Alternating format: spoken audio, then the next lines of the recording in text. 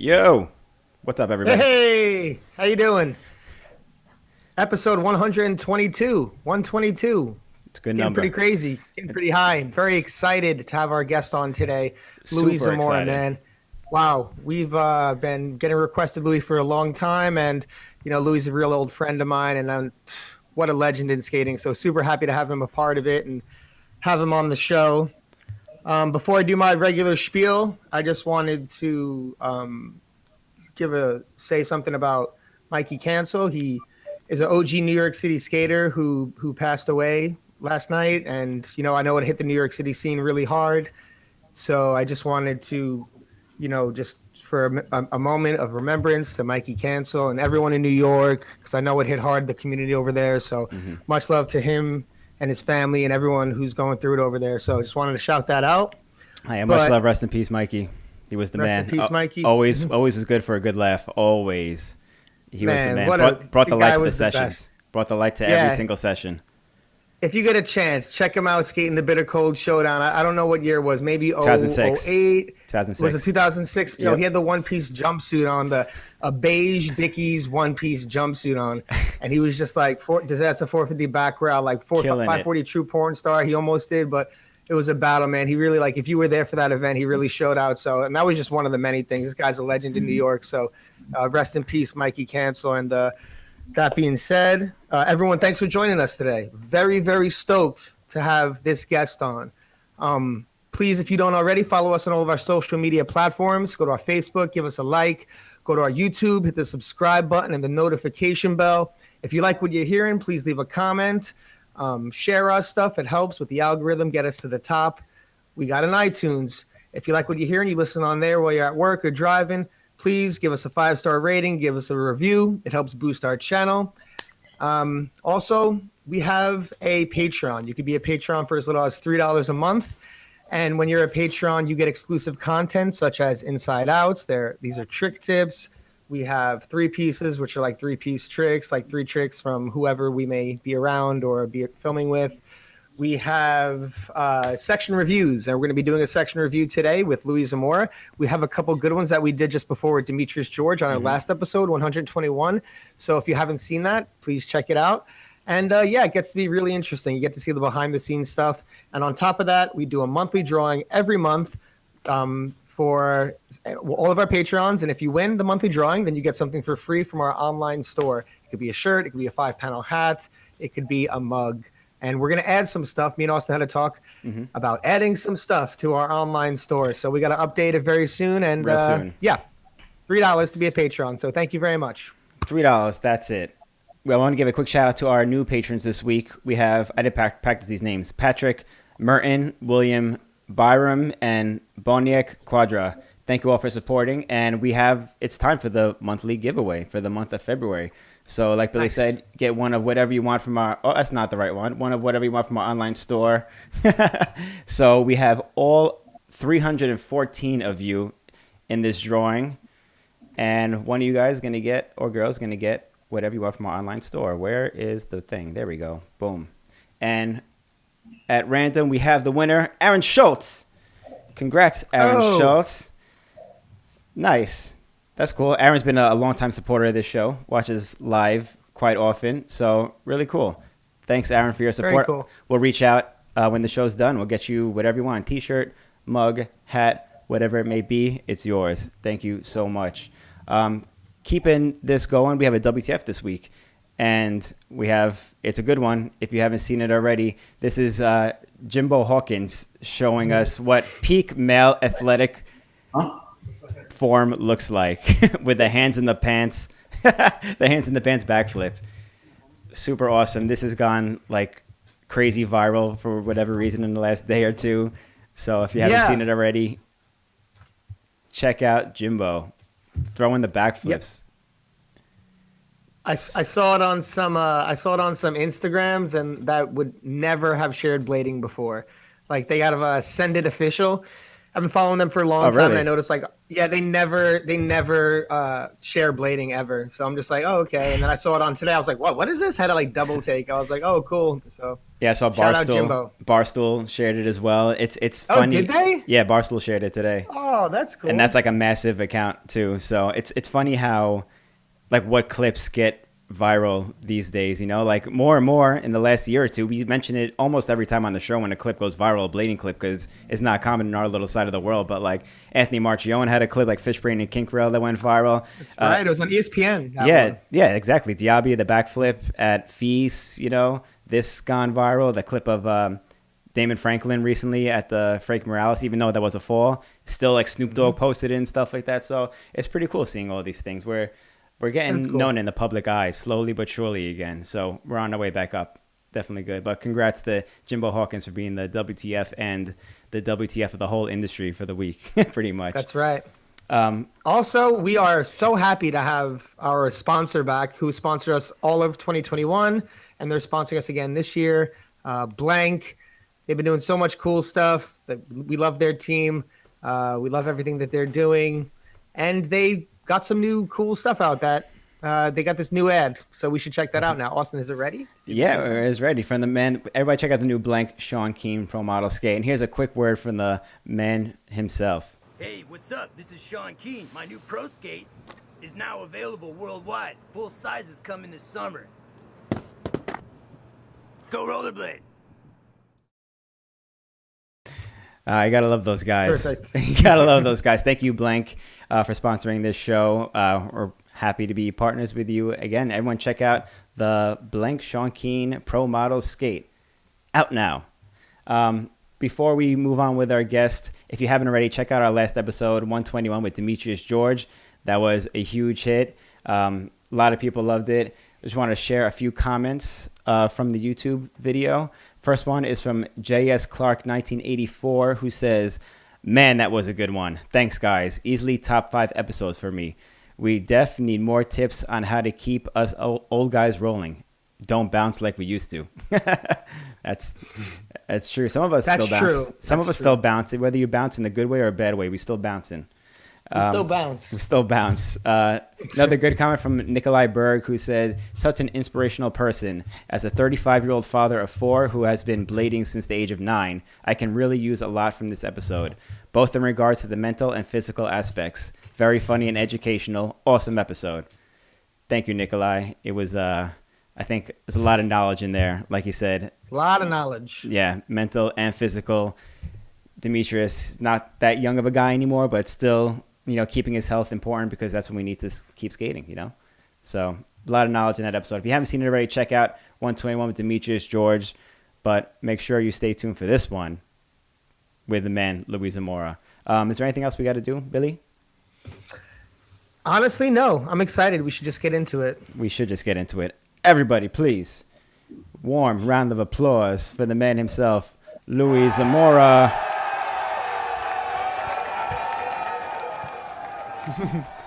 Louis. Yeah. Hello. Wow. What's up, Louie? Thank you for joining us on the show today. Thank you for having me, honestly. This Wow. is awesome. It's going to be a good show. It's really good to see you, Louis. Gotta say, been a long time. Super happy to see your face. Great to see you on Instagram, like getting back into skating, posting everything, learning all the tricks again, getting your style back, getting your tricks back, backslide to kind grind, alley top porn, looking just like yourself from years back. So Yep. it's really cool to see and really nostalgic to see, and it's great for you to have you with us. Really, it's an honor. But Thank you. I want to talk about, you know, I know you when I met you, when we were friends back around the ESCO days, you were already like VG14 had already passed. You were already all these ESCO videos. Like you were like already such an iconic skater at that level, second regime, all this stuff. But I don't really know if I'm familiar with how you started, what your beginning was, how you got introduced to skating. And I know it was like very early, because when I saw like some of your early stuff, it was from like the at least 97, 98. But I'm curious how you got started and how it all began for you. Yeah, it's interesting, actually. I haven't talked about the origins of my rollerblading story in a really long time. I don't know if I've ever actually said it. publicly. A lot of my close friends know, but I grew up. Well, I was born in Los Angeles, and I grew up in a city called La Puente, and it was like it's a little ghetto in that area. You know, my parents they always worked really hard. We didn't have much when we started, and they always had dreams, you know, to like move to a better neighborhood and put us in a place that was safe, that they felt.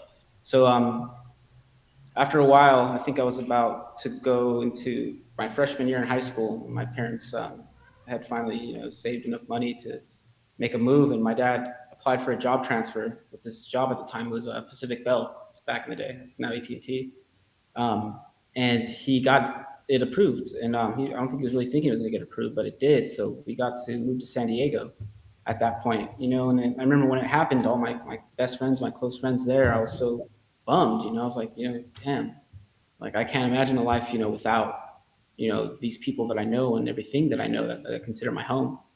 And it was a difficult transfer for me in the beginning. Me and my dad went up first to San Diego. He stayed with a coworker of his for the summer, and I went to summer school there. And I was in the midst of making new friends and seeing what's going on there. At this time, I only like played sports like baseball and stuff like that, and definitely fighting games like Street Fighter. I was all about that, video games. But we ended up moving into these apartments that that my parents found, in the transition to getting a house. So we stayed there for about a year before we got our house approved and all that stuff, and all the escrow stuff worked out and actually moved there. But during this time, I was staying at this apartment complex. The new friends that I met there, they rollerbladed, and I didn't know anything about it. Like the only thing that I knew was I like to go to the roller rink back in the day and cruise, around on roller skates. And I actually did try rollerblades one time at this place called Skate Junction back in the day in LA. And I was like, wow, I remember loving it then, but not thinking it was something that I would ever get to do again unless I came there, But when I moved there, the new kids, they were skating around this apartment complex, and I was just amazed by it. And my friend Ryan Sparacco that I met there, his sister had a pair of TRSs. She never rocked ever. And I remember he had macro blades, all rollerblades at the time. And he's like, hey, dude, my sister doesn't even use these skates. Like, if you want to, roll with us, dude, here you go. And I remember they were like brand new rollerblade TRSs, the girl color with the purple and green. And like, I remember not even caring. I was like, dude, I'm down, So like I started rolling with them. And, we in that little apartment complex, there was just like a bunch of cool things to learn, And I think it's funny that, like when I starting to relearn these things that I started on curbs again, because that's definitely where I started, on curbs and like little parking lot gaps and stuff like that. So it was really nostalgic for me to like get back to the curb thing too. And I actually felt it was really important to reconnect me, to it. So that's how it started for me, rollerblading wise. And then from then on, we progressed as a little crew from that apartment complex, skating around the city of Rancho Bernardo, meeting all these people. And I used to like beg my parents to take me to the skate park. Once I found out the skate parks were a thing, I was like, oh, wow, take me there. And any chance I got to skate, I would skate home from school every day, me and my little crew. And I remember skating the Encinitas skate park it's Magdalena Eki YMCA. That's the first skate park I ever skated. And I was skating there a lot, and like I started watching videos with my friend. I remember like Hoax 1, Mad Beef.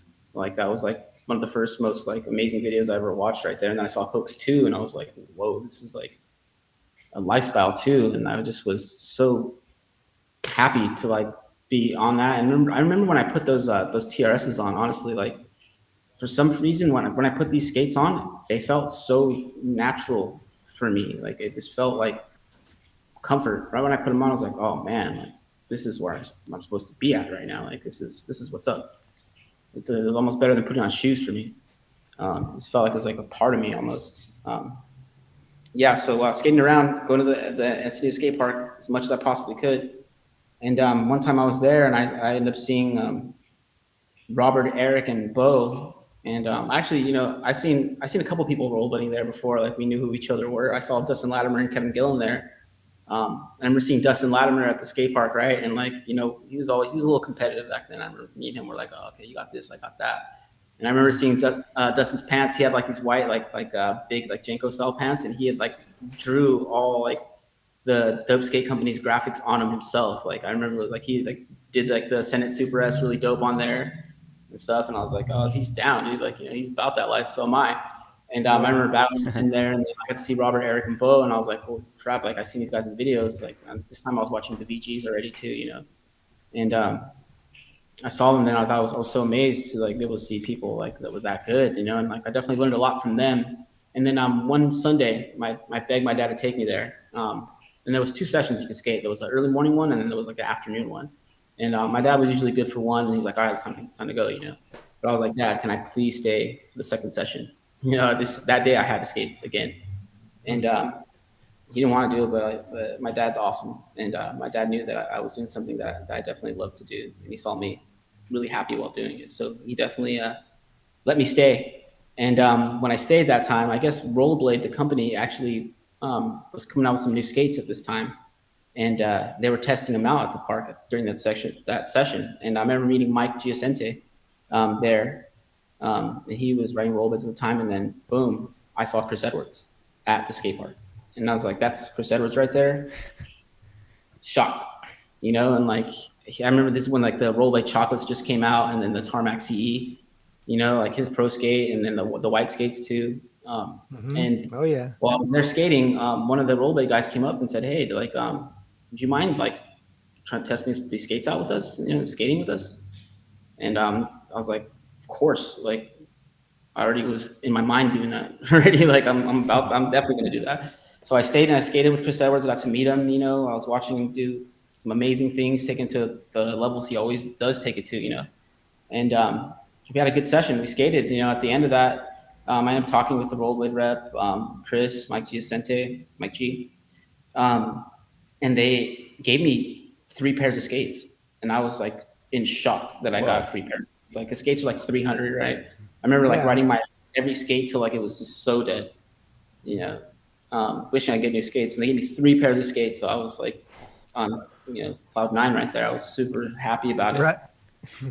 Yeah.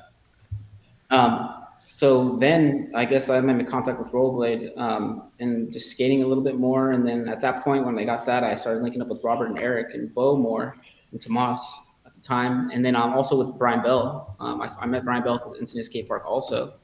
And we all started skating more, and like the crew just kind of assembled right there. Like once we got to know each other and knew what we like to do, I remember like specifically skating with Robert and Eric, like training on like certain rails. Like, we had like me and Robert had this thing where we go to a rail and like have to do a certain amount of tricks in a row, like back to back to back, or like get them done in succession, and we used to call it locals only at RP High. Like if you can go up and you can solo around that rail first try, no matter where you're at, that's locals only stuff right there. And then I remember, after all that skating, I was talking with Rollerblade. I started talking with Randy a little bit too at that time. Super amazed to meet Randy. And then Rollerblade asked me if I wanted to skate for them. I was thinking about like, I didn't really know what sponsorship was and how that worked. At the time, I just knew I wanted to rollerblade a lot. And they basically said, yeah, you're going to get to rollerblade a lot and make money too. And I was like, well, that's awesome. Like I get to rollerblade. I wasn't really too concerned with the money thing at the time. I thought it was going to be cool that I could make some extra money, but I know like my family could use it. And like, I know that it helped me having it, not having to spend all the stuff on me because the stuff's expensive. So I remember when I got the contract from Rollerblade, I remember asking them like, all right, I'm down to do this, but I want you guys, can you please send me, 20 pairs of skates?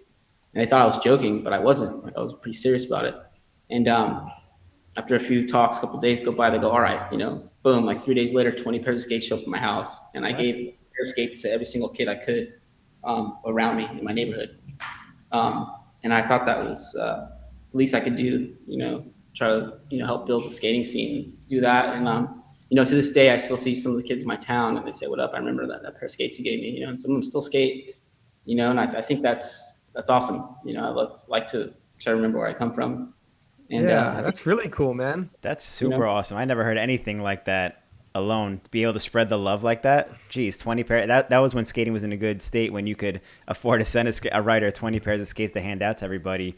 But yeah, hell yeah, that's awesome. I love hearing these stories about like legends and OGs like yourself as a Grom, like going to the skate park and being like starstruck by Dustin Latimer and like Robert Leovanos and Eric Shrine and shit like that. Because I think, at least for me anyway, I don't see you as that type of person. You're always on the other end of it, And that's such a cool story to hear that.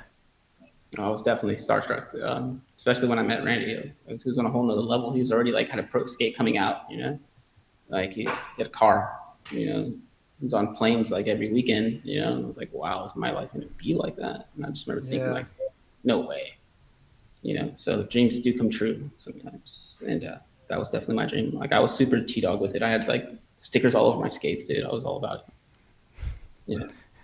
I forgot about doing that, stickers on the skates. Oh yeah. Yep. I just did it again. Yeah, I remember seeing like early clips of you. I forgot, like I can't even like think of the video right now, but it was just like you were like, it was like you and Randy like back in the day, like kind grinding, like little curbs and rails and just like, but yeah, just like that trajectory, like back then, like seeing you and like all that stuff, and then just hearing like that story, like getting there and skating with those guys. I always thought for some reason you guys came up together. I always thought like it's cool to know that like you came from LA and like met up with them and got with their crew.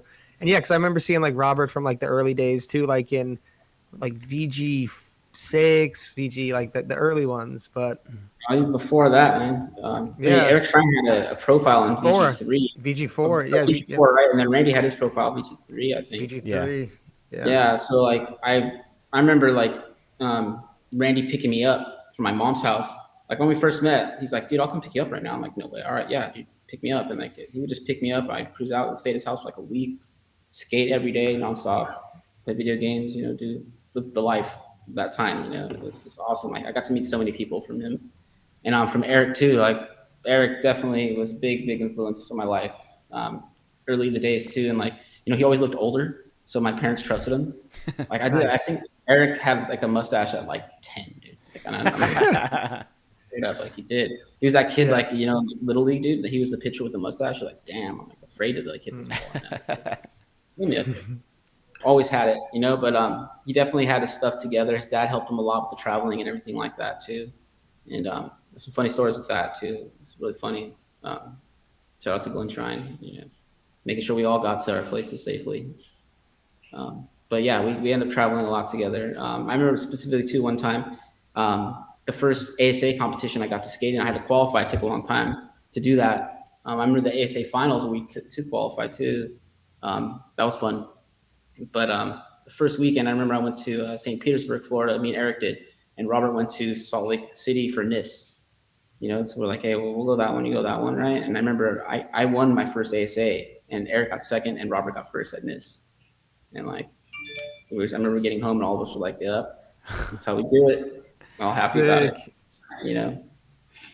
Damn. Yeah. I know you went on like so many different travels, like seeing you skate, like I think I saw you skating like the Bercy. I've heard about stories you traveling like over there to Rome and things like that. But what manifested with the rollerblade relationship after the 20 skates thing, which is, by the way, like epic. Like I don't think any skate company's ever done that before. That's cool. You just put your foot down, 20. That's cool. Yeah, do it. You can only sponsor me for 20 skates. Shoot them. Yeah. So what manifested from that was just a good relationship. I got to say to this day that rollerblade has always treated me with like respect, and we're always really professional about it. And like, I mean, I took a kid, that liked to rollerblade, every day, and didn't see anything about it being professional at a point to meet up with a company like Rollerblade to start learning the ways that this is something we could do, help a company work out. There's promotion and sponsorship, there's a give and take there. And I learned that a lot through there. Also with Randy too, with his pro skate, and Chris Edwards too, with his skates. And I saw them taking it seriously, and like, I'm a real serious person when it comes to things that I love, pretty much all in.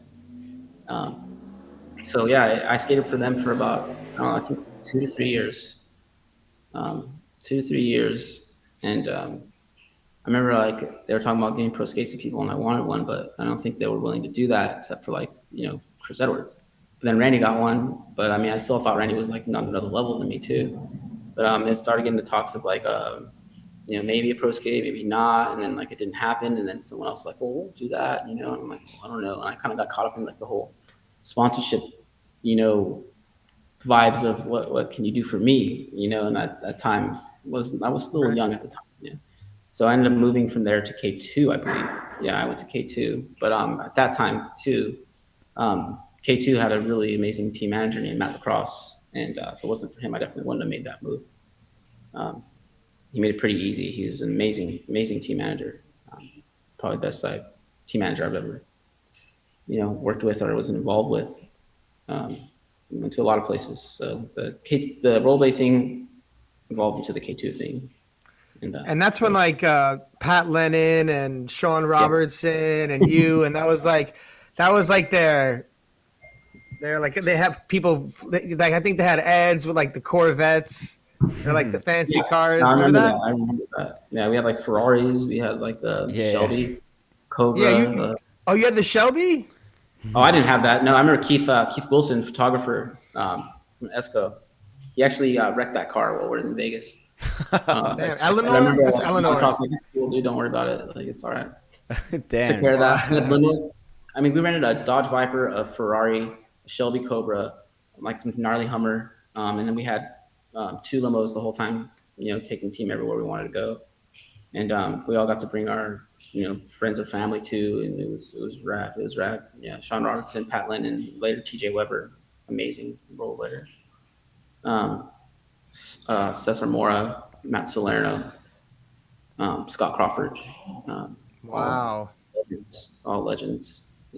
What kind of trip was that? Was that just like a regular? Was there like a tour or Dude, contest? that was straight up like photo shoot for the cattle. Like I was like photo shoot for the upcoming line of K2 products, and Matt Lacrosse wanted to do. He had this vision that he wanted to do it big, and it's pretty big. He definitely did it that way. Matt Lacrosse was awesome. When we used to go on tour, he would bring like all like he called it K2 Toy Company because K2 made so many different toys, and like he literally would bring like all the scooters, the bikes, snowboard, skis, whatever we needed at the time. We wanted to go do it, we could go do it. And it was always on deck, the bikes, like, everything. It was rad, dude. It was rad. Really dope environment. I never thought about that. Yeah, you're talking about K2 money now, though. You're talking about like these guys do everything. They're all like all the mountain sports. They're doing all the ski sports, like all this K2. It's like they got big bucks. They're a multi-million-dollar company, if not in the hundreds of millions, and who knows, even in the. I'm no finance guy, maybe billions. I don't know, but they're probably a small thing to get you guys all to fly out there and do that stuff. And that's during that time where there's like, I mean, that must have been exciting during that time to be like, oh, I'm skating for this like legit company. Like this is going to go somewhere cool, right? Mm-hmm. Yeah. I mean, he made it seem like the possibilities were endless, and like, that's awesome. Like, it's hard for me to be put in boxes, or it used to be, and he made it feel like we really had opportunity to do, a lot of things. And that was awesome. That was a great thing right there. Shout out to Matt Lacrosse, great team manager. He knew how to work with athletes like ourselves. Like, I mean, obviously a lot of us are anti everything. Especially like being told what to do and stuff like that. And he kind of knew how to work with us. And also knew how to explain that sometimes you need to be this, you need to do this. So yeah, it was a good learning experience. I mean, I've learned so much from everybody along my journey. Like, so many amazing people along the way that have taught me different things in different parts of my life that I can just think that I was so lucky. I'm so grateful. And to this day, I feel like I've learned a little something from everyone, and I'm just really appreciative of that. Yeah, speaking about appreciation, I was just thinking now that you mentioned like the whole pro skate thing, I'm like thinking about your journey now, rollerblade K2. I believe you went on to like USD, then did Deshi after that. But like, why did it take so long to get a pro skate? You didn't have a K2 pro skate, did you? I was pretty close to having one. No, see, these are big companies. Rollerblade and K2 were on like another level. For them to do a pro skate for someone, like that was like literally like they made a whole skate for someone. Like they didn't just like throw your name on a skate. They made you a skate. Like Randy's skate after Chris Edwards ones. Chris Edwards, the Tarmac CE, that's a whole different skate than the other. I mean, it has part of the TRS boot, but a whole different system set up to it. And then Randy's skate came with like a whole different frame with star bolts on the side of it, and they actually made full skates. And K2 is on the same level where they, we're not just going to throw your name on a skate. It's going to be a pro skate, a whole skate. So when looking at those terms, it was hard for me to understand at the time, but yeah, it was a big investment, And I remember that I really liked the 250 cc's a lot, and I wanted one of those to be my pro skate if I was going to get one. And I remember Matt Lacrosse setting up like the custom K2s, you know, and like that was the link to be able to get a pro skate. I think that's what he was setting that in place for. But all of us made amazing custom skates. Like I remember literally like he would print out the custom form, like it was a drawn 250, and then you literally just wrote in like the colors of the materials you wanted, and they would magically make that happen. And I made a couple of skates. I probably made like 10 total in my life, but I made a yellow version of a 250cc, and I know that they ended up making that skate, and that was supposed to be what I thought was my skate. Um, why yellow at the time? I don't know. I was feeling yellow. I don't know. But yeah. But I remember Ryan Jacqueline having some dope customs, dude. Like way ahead of the game. Yeah. So Dope. dope. So some of those early K2 customs were dope. Yeah, I was gonna ask you They about were that really too. dope. We've had a few Yeah. K2 I feel like that was former- early days though. like 90s Oh. kind of, right? Because we had Dave Ortega on the show back when we used to do this in person in New York, and he had still physically a few of the custom K2s, and he brought it on the show and stuff like that. So you got busy with all that stuff too. Ortega had some dope ones too. I mean, those New York guys, like that's like I felt like that was like rock star status. Like when I'd see those guys, I was like, damn, those fools, like that swag. You know, they know how to do it. They were just confident and knew what they were about. You know, and I just for a young person seeing that. And Julio too, because he's a little older. You know, he'd hang out with those guys, at different events, and I'd see him. I just remember thinking, like, those guys are rock stars, dude. Like Yeah. amazing. Like Ryan Jacqueline was a huge influence on my skating coming up, dude. Like, just the way he did things. Probably, I ended up probably becoming probably like the direct foundation of some of the things I think about when it comes to style. Like the way he did things and made it look like he didn't really care about it. It was Yeah. easy for him. It was hard. It's something about dancing on the edge of fear and then doing it the way you want to do it. That like is Yeah. amazing. And like it keeps me coming back. That's but yeah, really he- cool. He's good about That's that. really cool that's your philosophy there because, well, one, like I know like a lot of people, like you're saying you were looking up to these guys like rock stars. I know a lot of guys like from my generation and maybe a little later that were looking to you and these other guys that way, like Josh Petty and Randy and you guys who did everything what you did and on the second regime and Deshi and everything like that. But it's really interesting to hear that, yeah, like Ryan Jacqueline was such an influence because you can tell that the way you approach style for yourself was like really, it was important, but also you made it look very carefree in that way. You made it look like, made the tough stuff look easy and you made things look stylish. Like, there's so many iconic sections, but specifically like the VG14 one and the Esco Zoo Battle My Crew part, you just had so many iconic tricks in there. So, yeah, I'm wondering what that experience was like, because obviously we'll be getting on to like when you started companies and had all this other impact. But what was that like, working with Dave Paine, filming your own VG part at VG14 after like a lot of your close friends had filmed, VG parts as well? Well, yeah, that was incredible, and shout out to Josh Petty also on my story because he's definitely a huge part of my story. Me and Josh Petty were close friends, even before like coming up too, like before we both got sponsored. I remember us hanging out, skating at Encinitas also. I remember Josh showing up and I'm like, who's this guy, dude? Like, and he's like, I'm from San Diego. I'm like, no, you're not, dude. You're not from here. And he rocked snowboard pants out of nowhere and just like having his own style with it. I'm like, this guy's crazy with this, But I'm talking with him, he's actually a really funny guy, really personable. And we ended up becoming really close friends along, I had my base crew of, Roadhouse, Robert, Eric, Bo, Tomas, but Josh Petty was definitely in there too. I definitely stayed at his house a lot, him and Wildman. But yeah, as far as the sections filming, I had a lot of good people to, reference from, and I'm watching them do their stuff and how they approached, the tricks they wanted to do and how they wanted to do them for what sections or for what ads. And I come from a time of print ads too, where a photo is also as important as a video. And, shooting photos comes, it puts you in a different mentality, you want this photo to be cool. And you really think about the trick you want to do a little deeper than when you think about it before a photo. So a lot of the tricks that I wanted to do over the time came from the basis of it might be a photo maybe. But linking up with Dave Paine was like changed. It was like life changing, career changing, or rollerblade path changing. Because this is a man that like can do it all. And he skates and films and he's cool, and he's motivated.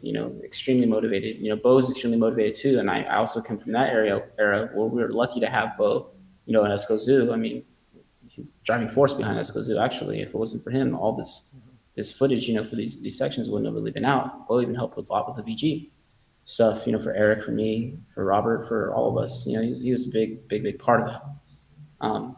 He always had a unique eye too. I remember like Bo being really particular about how he shot things, and when he actually put sections together, I was always amazed. Like, dude, you're good at this. Like, he somehow brought like the best out of each trick, and then with the music and everything, he linked it up legit. So when I linked up with Dave Paine, I had a little bit of knowledge of this already, seeing how Bo and Dave Paine got along too.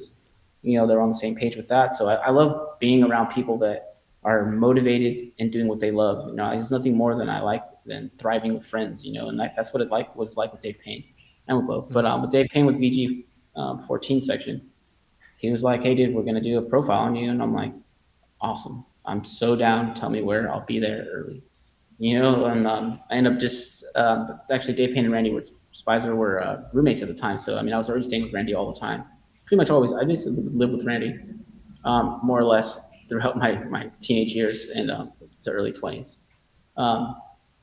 And just being able to skate with him whenever we wanted. And he had this whole idea that we're going to go drive around, and go to places. We're not just going to film this locally. We're going to go to San Francisco, different places. We made road trips.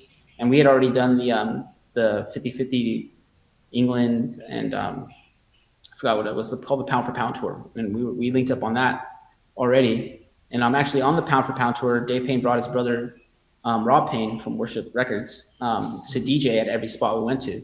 And the Sunshine Tour was like Sick. amazing. That was like, if I think of it, some of my best memories, they come from the Sunshine Tour. I mean, Josh was there, and everyone was, there was so many people there. I met Hakeem Jamo for the first time on that tour. I probably met a lot of you guys, for the first time on that tour.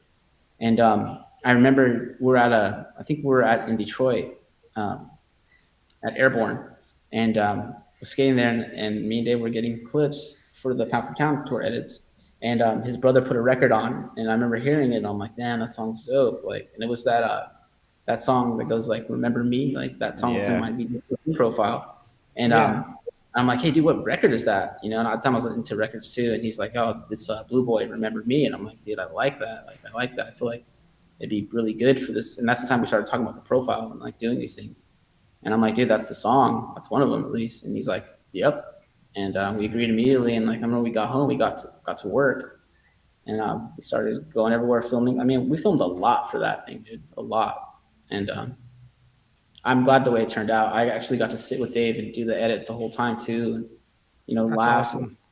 And, like that collaboration, to be able to work together like that, can turn out some great things, especially if you're both really, really focused on it. And he also is another that showed me like the play side and the professional side. He's like, you play hard, but you got to work hard too. Like every night after we skated all day, he hit that the editing bay he had there, this Media 300, and just be tearing it up, just making VGs in front of me, dude. Like, making what I looked at were my greatest memories on film, right in front of me. So like that was just an amazing experience to watch that. So that's how that section worked out. And then with Bo, it was just, that's how we vibed in Esco. We all vibed off each other, doing tricks. We all pushed each other, and Bo was always there to capture it in like that special way. And making that battle my crew, I remember we were all like, all right, we're really gonna battle. Like, cause we all come from like I don't know, I'd say taggerish background, cause I used to write a lot, and Bo definitely did. So when it comes to like battles and rap, battle rap, we associate it all together. So like, hey, we're gonna go hard on this. Like, we're gonna go so hard that like, it's not really gonna be a competition. So I'm pretty sure Joe wasn't really happy about that, but Yeah. we definitely went on that one. We definitely went on that one. It was a really good time making it too with all of us. Around that time when John Elliott started coming by Esco too, and he was amazing too. Yeah, no, that was epic. That was really epic. Man, there's so many different things to talk about, and I want to talk about Second Regime and Deshi, but how could we if we don't talk about the first regime? We have to talk about the the Senate and Yeah. the Day of the Rope and being on Senate. I mean, wow. Imagine being on Senate back in the heyday of Heyday, Senate. straight up. Man, I went into Pacific Sunwear and I saw Senate on the shelf. I was so proud to be a rollerblade. I was like, damn, look at that Senate pants, Senate shirt over there. And so like everyone, like you said, you were looking at like, Ryan and Dave, like rock stars. Like we were looking at people at Senate the same way. Oh, same, So same. yeah. So Um, what the heck? How like that must have been pretty cool as well. Like Amazing. It's hard. It pains me that I even left it out because it's such a big part of my story too. Like, and a big part of what cultured me and put me into the way I skated and the way I saw things. I looked up to Arlo too, huge. Brian Smith also, and Brooke, BHS, amazing personality and everything. So talented, all those guys. And I remember seeing if I can. I remember going to Senate with Josh Petty, and I wasn't sponsored by them yet, and like him asking him like if it was cool if I can get like some things, and like I remember I got to go in there into the warehouse and like get like some stuff from Seconds, with stuff that didn't quite get printed correctly or whatever. And like they had a big cage of Seconds, dude. I remember coming up on a bunch of wheels, dude. Ooh. They just messed up the screen a little bit on it or something like that, or a couple shirts that like were only made once, messed up, or samples. And I thought that was amazing, and like 2 weeks later, I ended up getting actually sponsored by Senate, which was like incredible, like dreams come true right there. Like the Senate was, I don't know if you remember that Arlo ad where he's jumping off of this like round thing and he has skates there and says something like a kickflip or something like that, like musical kickflip. I thought that was yeah. Like that was Epic. so dope. And like just watching their process of how they created, like they were all just like vibing together and making shit happen right there. And it was just so amazing. I was like looking up to like these guys and then watching them do this stuff. It was like incredible to me. Like, and I'd say that's a lot of the foundation why I wanted to make a wheel company, and make anything in rollerblading. Watching these guys do it is like they were incredible at it. And like, dude, like when I got on Senate, it was right before they launched the line where like they really, had done well that year before, so they expanded their line like tremendously. So like not only were they making shirts, and then just jeans, they were making like probably 6 to 7 different pairs of jeans or pants. At the time, they were making boxers, socks. I don't know how many shirts. Pro wheels. They were trying to make skates at the time too. I remember walking around Senate and like seeing like prototypes of like different skate ideas, and like I was just like in amazement. And then like they wanted to make this frame one time, like it was a wider frame. I don't know if you remember seeing those, but I thought that was such a dope idea. I remember those dude. frames. Yep. Yeah, all those prototypes Before UFS. Yeah. It was before like the UFS. It was like they went up like that. Yeah, and that was part of it. So yeah, like when I got sponsored by Senate, I went in there all like welcome, and like, hey, dude, go to the warehouse and grab whatever you want, dude. And I was like, no way, like no, it's not like I was still a little like apprehensive, but then I started watching like Josh go through it, and he would just like grab like 3 of everything. So I was like, all right, I'll get a couple of things here and there. And I remember the first time I went to Senate, I got my own package. I came home, right, and I emptied my whole top drawer of my dresser in my room, and I literally organized every single thing perfectly in the top drawer that I got from Senate. Like I remember doing that. I have a vivid memory of that, and just being so happy and like, still surreal at this point too, but it was an amazing culture too to be at Senate, and like seeing TJ Weber just come in the office, and at that time TJ Weber to me was like, I don't know, probably the best rollerblader of all time. Still probably is in my brain. Like, overall style and just grace and I don't know, trick selection, everything. TJ Weber is like phenomenal. That's Robert's favorite rollerblader of all time. Like I remember he used to see what TJ Weber and he'd look at me like, oh shit, like, it's like TJ. Like yes, TJ. Yeah. Just gromming out on TJ Weber. That's so sick. A lot of people don't know how like much of an impact TJ had. Like and it took me even a while because I was like. I remember the older generation, but I was really like captivated by like your generation. So like, it took me a while to like realize like, or make the connection between even Dustin Latimer and TJ. I was like, oh wow, Dustin Latimer was really influenced by TJ. Like I didn't even know that until I looked deeper into it. But yeah, that's cool to know. Huge influences. Yeah. I have 2 questions about this whole Senate thing. First of all, I'm curious how you were asked to be on Senate, like what that experience was like. And 2, I don't think I've ever heard of Senate prototype skates before. Like, what was that like? Did you know about that, Billy? That they were prototype Senate skates? Like, what No. are those like? What do you remember about those? Well, I'll get there. I remember someone asking for me if I could be on Senate, and I'm not knowing for a little while, and I think I got the phone call that I was going to be on Senate. And it's kind of hard for me to remember the exact moment of how it happened, but I remember it was a phone call. It might have been Arlo that told me that I was on Senate, but I was also with Randy a lot too, and might have been Brooke too. Actually, I ended up living at Brooke's house for a long time too. Um, but yeah, it was like a phone call, and I was like, no way, I'm on Senate. Like it was incredible. And I remember the first time I got on Senate, just thinking like I'm gonna be able to get stuff for all my homies, dude. Like I was so happy about that.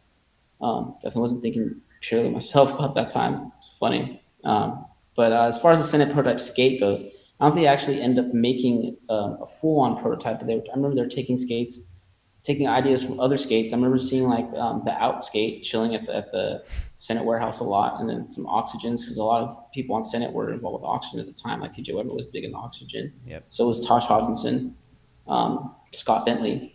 And Brooke. And there were the older guys there too that had more like longer connections with Arlo and all these guys.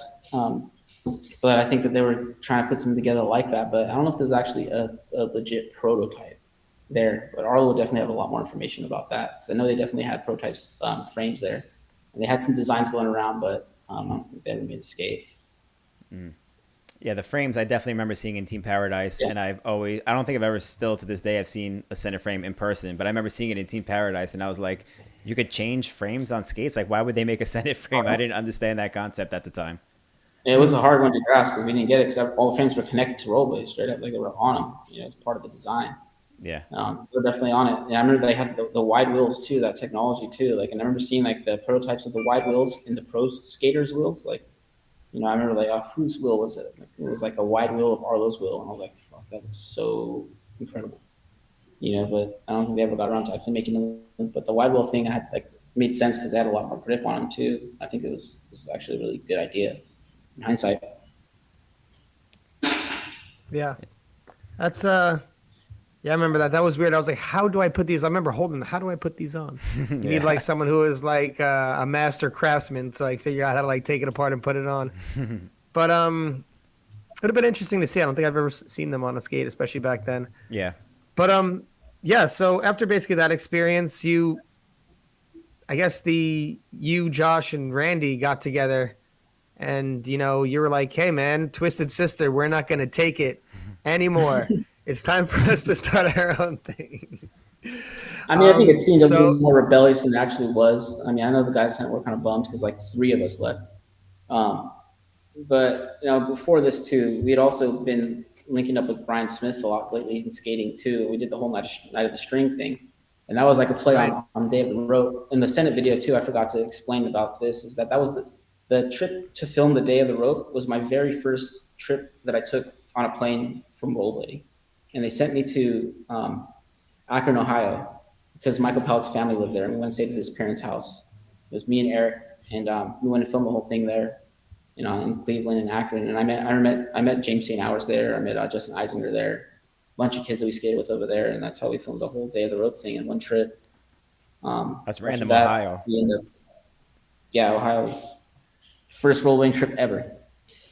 And then with Brian Smith too, like we started like branching out and skating with him up in Venice, and like Josh was up there a lot, and I was there, and then we all started like hanging out all the time together, whether it's up in Venice or if it was on tour. It was me, Randy, and Josh a lot, and all of us, I think at this point, had our eyes set on doing something ourselves already because we had already been on Senate for a while now. At this point, it wasn't just like we got on Senate and then see you later really quick. It wasn't. And it wasn't because we were upset with anything either. It was literally like we want to do what Senate did. Like we saw how amazing and how impactful it could be on rollerblading, and how having the creative control to do what you want. Watching Arlo and Brooke just be able to just manifest these things that they thought about the night before and just do it and make it so dope. We wanted to be able to do that too, and we started talking about it, and we started saving money from contest winnings and stuff like that. So we had some money in the bank, and we were able to actually do that. And thinking about the name and everything like that, we're trying to figure it out, me and Randy and then Josh too. And we're just talking back and forth what we want to call it. And Josh just came up with the name Second Regime because that was definitely like a departure from Senate. It was kind of a big deal at the time of us all leaving. You know, Definitely. I think after we left Senate, they had like a major rehaul of their team and what was going on there. But starting Absolutely. Second Regime was definitely very interesting. I remember Angie Walton helped us out a lot too with that because I think she saw like it was good for the sport, to start expanding, making more companies, especially skater-owned ones. So she helped us out a lot. And then I remember Josh also signed a 6 magazine advertisement deal right when we started Second Regime that basically put us like in the hole big time. So Second Regime almost didn't happen because of this, but we ended up meeting Scott Walker, which was our Second Regime business partner from Big Dan Distribution out here. He's the one that distributed USDs and England and 50/50. So like he had his whole situation set up, and interesting how we ended up linking up with him because we were going like to that warehouse to skate sometimes, and Realm was from there too. And it was awesome that he stepped up and wanted to help us out. And in the beginning, I looked at it like, maybe this guy just wants to like take the money from this thing and doesn't like not really care about it. I looked at him more like an authority figure than anything like helpful at the point, unnecessary thing. But the more I learned about Scott Walker, the more appreciative I became of this person because he actually, wanted to help, loved rollerblading, had an MBA, and knew what he was doing. And we did not know anything. We just knew we wanted to make wheels and cool T-shirts. And I wanted to make that one ad for Dominic really bad. The F your pros, our ads are better. Like, I was like Yeah. So good. on that ad. I was so about that ad. Talk about we just good had these, marketing, man. yeah, we just had I had little ideas for things, there, and they fueled a lot of the fire to get the job done. But Scott Walker ended up being a great business mentor. Taught all three of us a lot about business and in life, and and I would say that's where the USD stuff started too. There, yeah, there's so many stories throughout this whole time that we could talk for days about, and so many influences and people that helped along the way. Rarely have I ever came across someone in the rollerblading that wanted to not help or wasn't, vibing to go in that direction of skating together, helping other people skate together, showing it on a screen, in one way or another. And that's what I've always loved about rollerblading too, and the brotherhood and the camaraderie that fuels us all because we do the same thing, but also that we want the sport in general to do well. And that's something we all share, And I view my journey a big overview of that concept right there. It's all on a path going in one direction with everyone's help. And yeah. That hasn't changed still to this day. I No, don't it think it hasn't. has changed at all. We're all here I've been supporting missing each other that. still. Yeah. Right. So after the Second Regime thing, I mean, you rode for USD, but then you started Deshi, which was you Taking and helicopters. You guys were taking helicopters. helicopters sick. to film skate videos, making your own boots and stuff like that. Randy talked about it a little bit when we had him on the show. I would like to know what you have to say about it as well from the idea, because I think he said the idea generally came from you, and then you kind of brought him on board from what I remember him saying. But like, what was that all about? Like, what made you want to start a skate company of your own? Where did the concepts come from, the design of the skate? Because it was really unique at the time to have a soft boot. Did that come from your K2 background? Definitely. Good call there, Austin. Yeah, definitely came from my K2 background. And me not getting the pro skate there, always wanted to do something like that because I've always loved K2s. I really feel like early in my skating career, I got a pair of fatties and like I was like all right and I could do some things, but when I got this pair of fatties, all of a sudden I could literally start doing like rails and other things in a different way. I felt much more comfortable on them, and I really feel like they elevated my level of skating tremendously in the early times. But yeah, the Deshi thing came about from the idea that soft boots. I like soft boots a lot. They're unique. Also, with fashion and streetwear and footwear. They were called Deshi kicks because I wanted them to be like shoes, like kicks. But the idea came. I've already been skating for USD for a little while. They gave me a pro skate, which I was super happy about. Love my pro skate. And Everything was fine at USD. The owner of Matthias was named Matthias Knoll from Germany. And I didn't know Matthias very well when I first started skating for USD because I was working with Scott Walker and he was the United States distributor. And I knew USD through that, but I didn't really know the actual origins of USD. And they knew that too, and we wanted to connect, and work because I remember at the time, I got a pro skate and I wanted to do my second regime wheel to be on it, and we didn't know much about how the wheel business worked very much at the time too. So we were learning these things day by day. And I know we wanted an OEM order. We kept saying, "Oh, you should get an OEM order." An OEM order is basically getting a certain amount of my pro wheels on my pro skate guaranteed. So before they're even made, we already have the money to make them, and that was apparently the way to go in the wheel scene, in the wheel company game. So when doing that, I had to work with Germany, Matthias and Mark Corte at the time, and Josh already knew him very well, and so did Randy a little bit too. And meeting them was awesome. And I remember I got flown out to Germany to meet them, and I love skating in Germany too.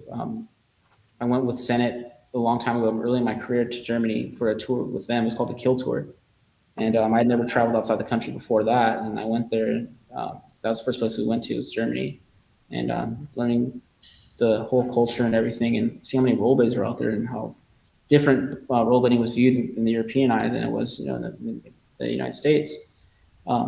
Really made me feel a lot more hopeful for rollerblading. And though it was kind of blowing up over here, it was like a thing in Europe, huge thing, still is. But the European perspective was big for me. So when going over there and meeting them, we started vibing a little bit and talking.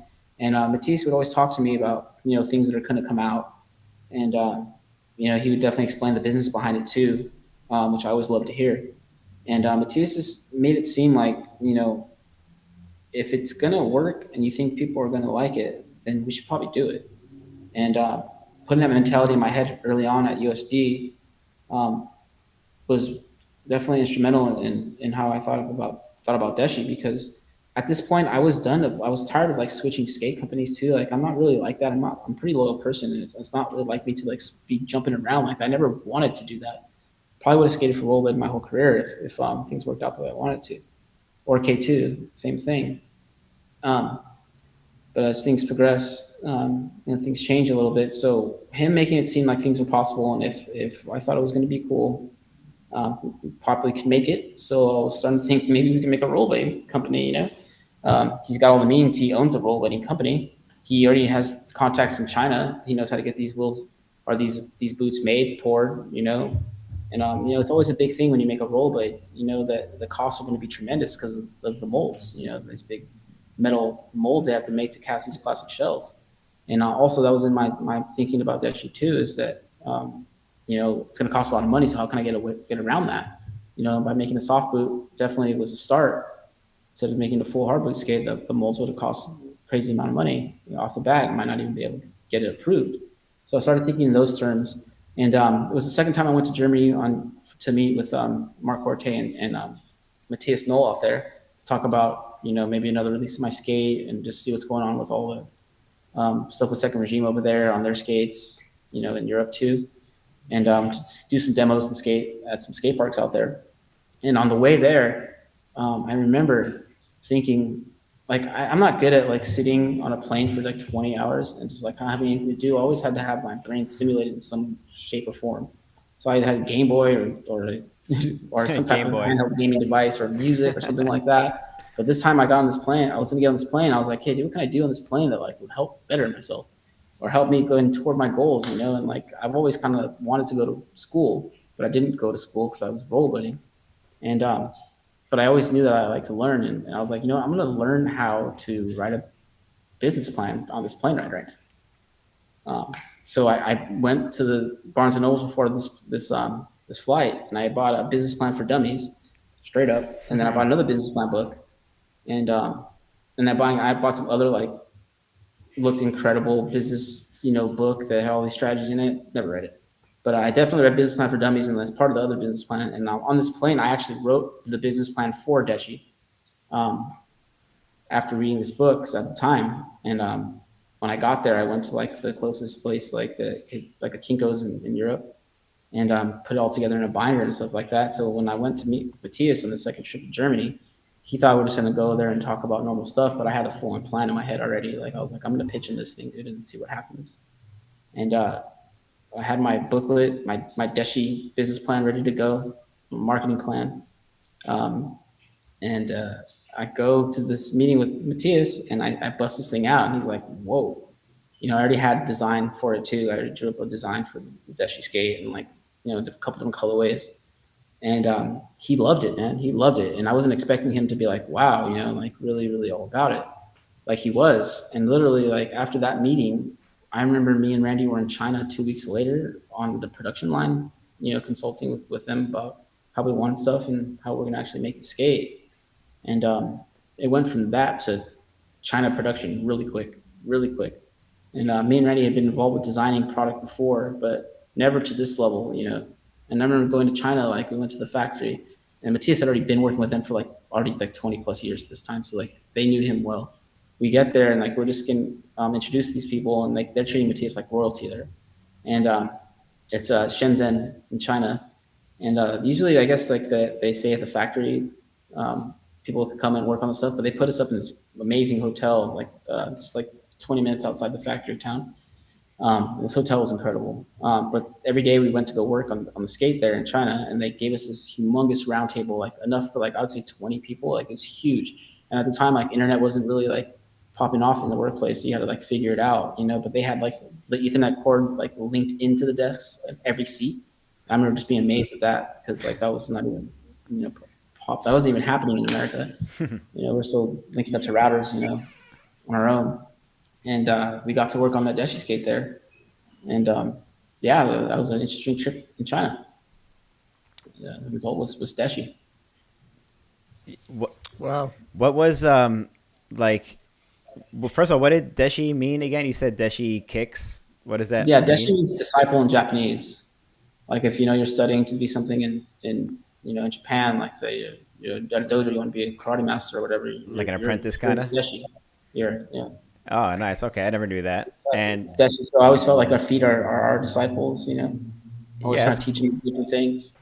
That's cool. I never knew that. So. What was the like? Cool. What was the like model behind Deshi? Like you were gonna make this company, you wanted the soft boot kind of look and style like that. Were you trying to like?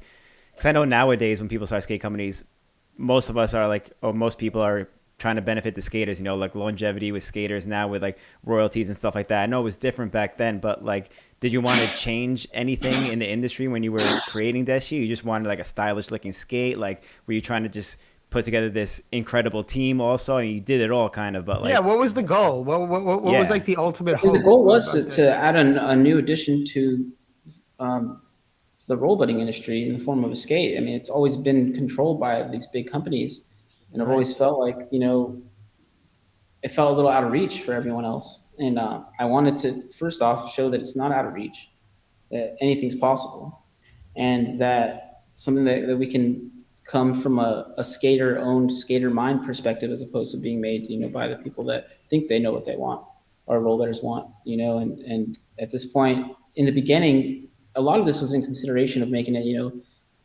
better for the longevity, but we also wanted this boot to be, at a price point that was a lot cheaper than things. And that's why the idea was behind boot only. Because once you get the frames involved in the wheels, it's expensive, and me even having a wheel company at the time, probably wasn't smart to make a boot only company. But that was the goal, is to make a cheap price point boot only company that you can choose your frame and wheel and customize it yourself, And each pro skate, I wanted us to be able to have like 2 to 3 different colorways each one. So it was like a selection of colorways, at the skate shop. And making it soft boot, it gave us the advantage of being able to create them more looking like shoes, as opposed to being so rigid and plastic. So that was the goal, is just to make a great addition to the rollerblading community in the industry by providing an alternative selection behind the hard boot, and also show that these things are possible, and we can make companies in rollerblading. All of this and yeah, and they could look good, and I feel like that was the way they looked. Like Sneaker Like was very big on it, and like I feel like taking off where you left off with Second Regime having like such like a powerful team, the 2 additions, your first 2 additions onto Deshi was was massive. I remember seeing the first Deshi video when you guys went to Europe, and Ian So McLeod good. and Chris Farmer, and Chris was skating like the Mook frames at the time, and he was just like, some of the tricks that he was doing at that time were just like insanely revolutionary.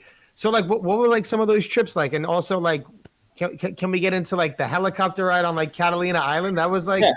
that was cool, Yeah. man. Like that stuff is really Yeah, cool. the helicopter ride looks a little more extravagant than it actually was. They have helicopter rides to Catalina like every day. They're like $150 a person.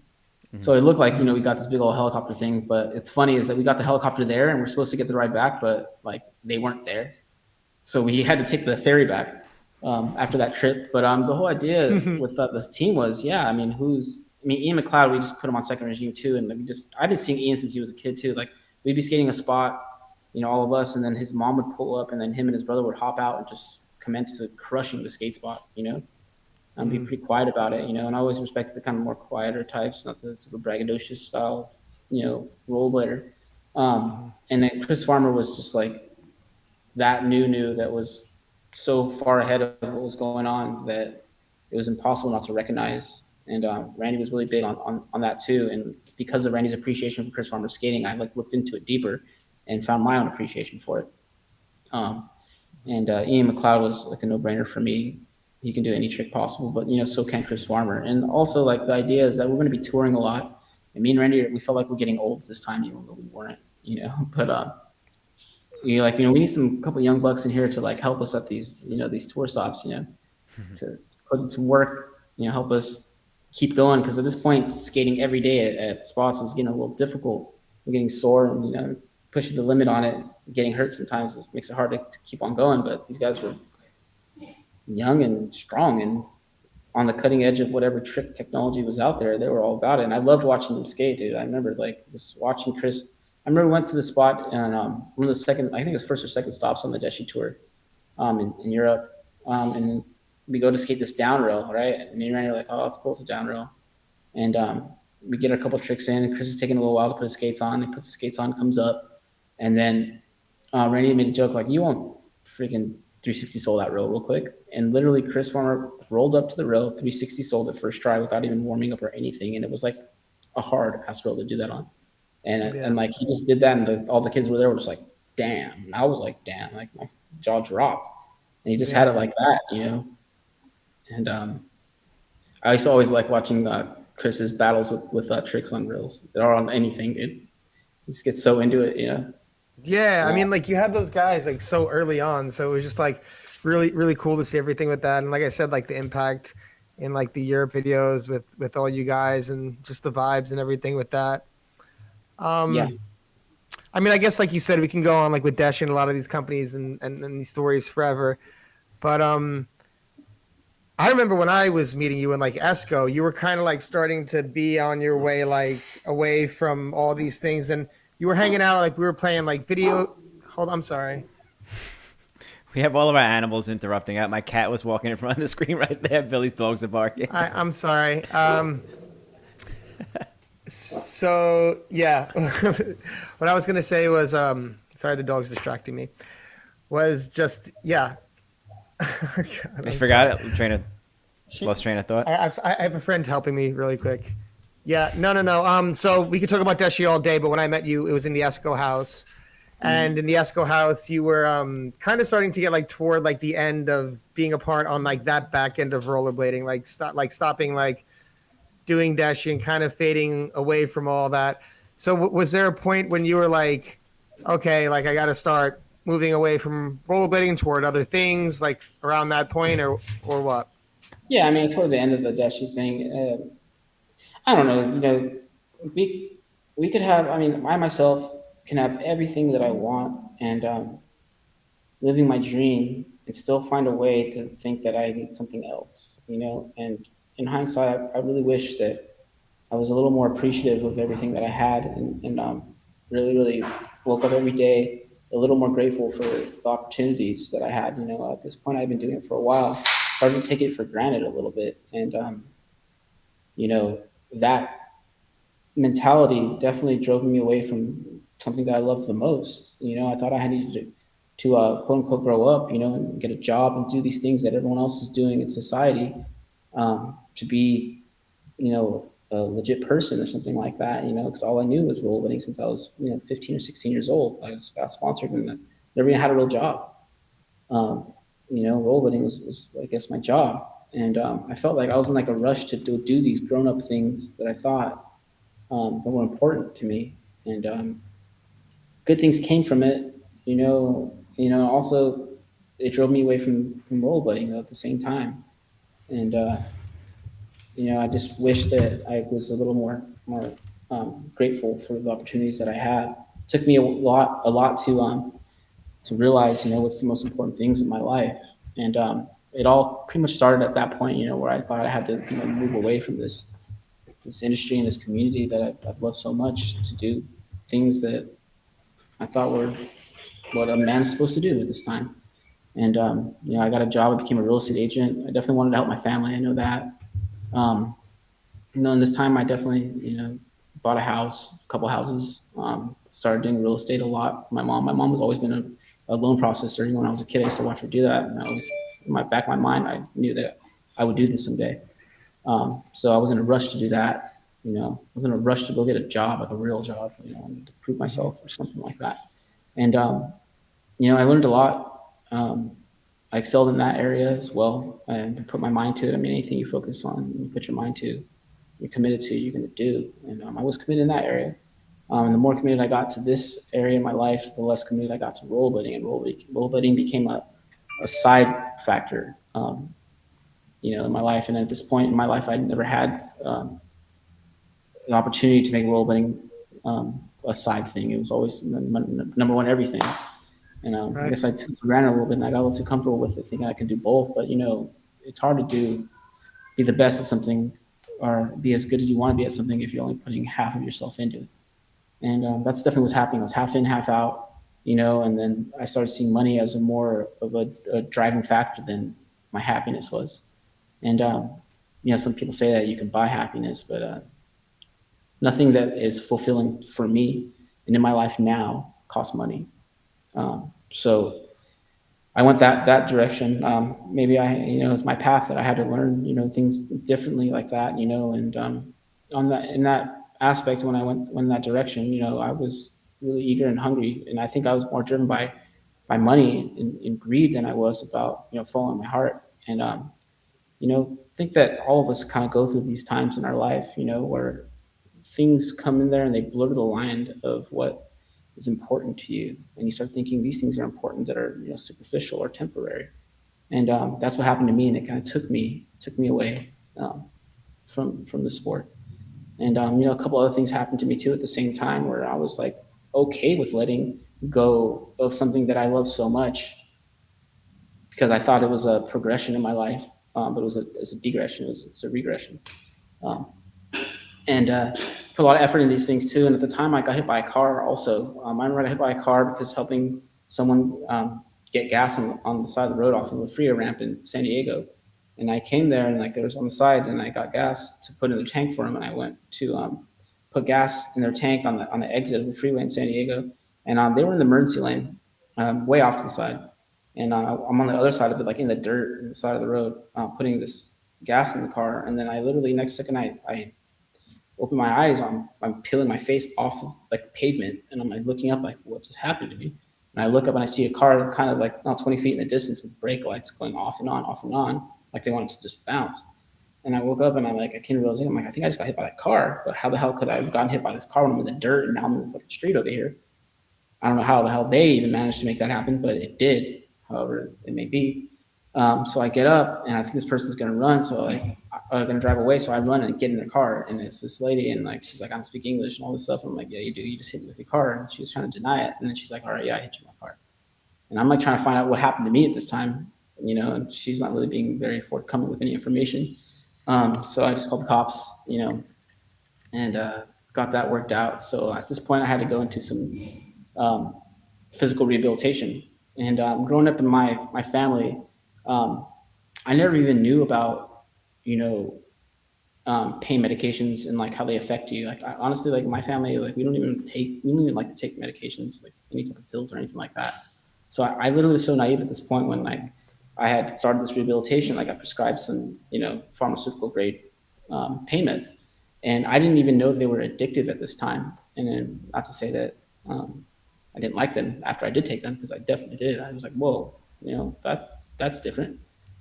I almost felt like at the time, like, okay, like this is how it is. It's okay for me to be taking these things, and I didn't know. I wasn't educated to the fact that like they're. I mean, I should know that too much of anything that I think is good is going to be bad eventually.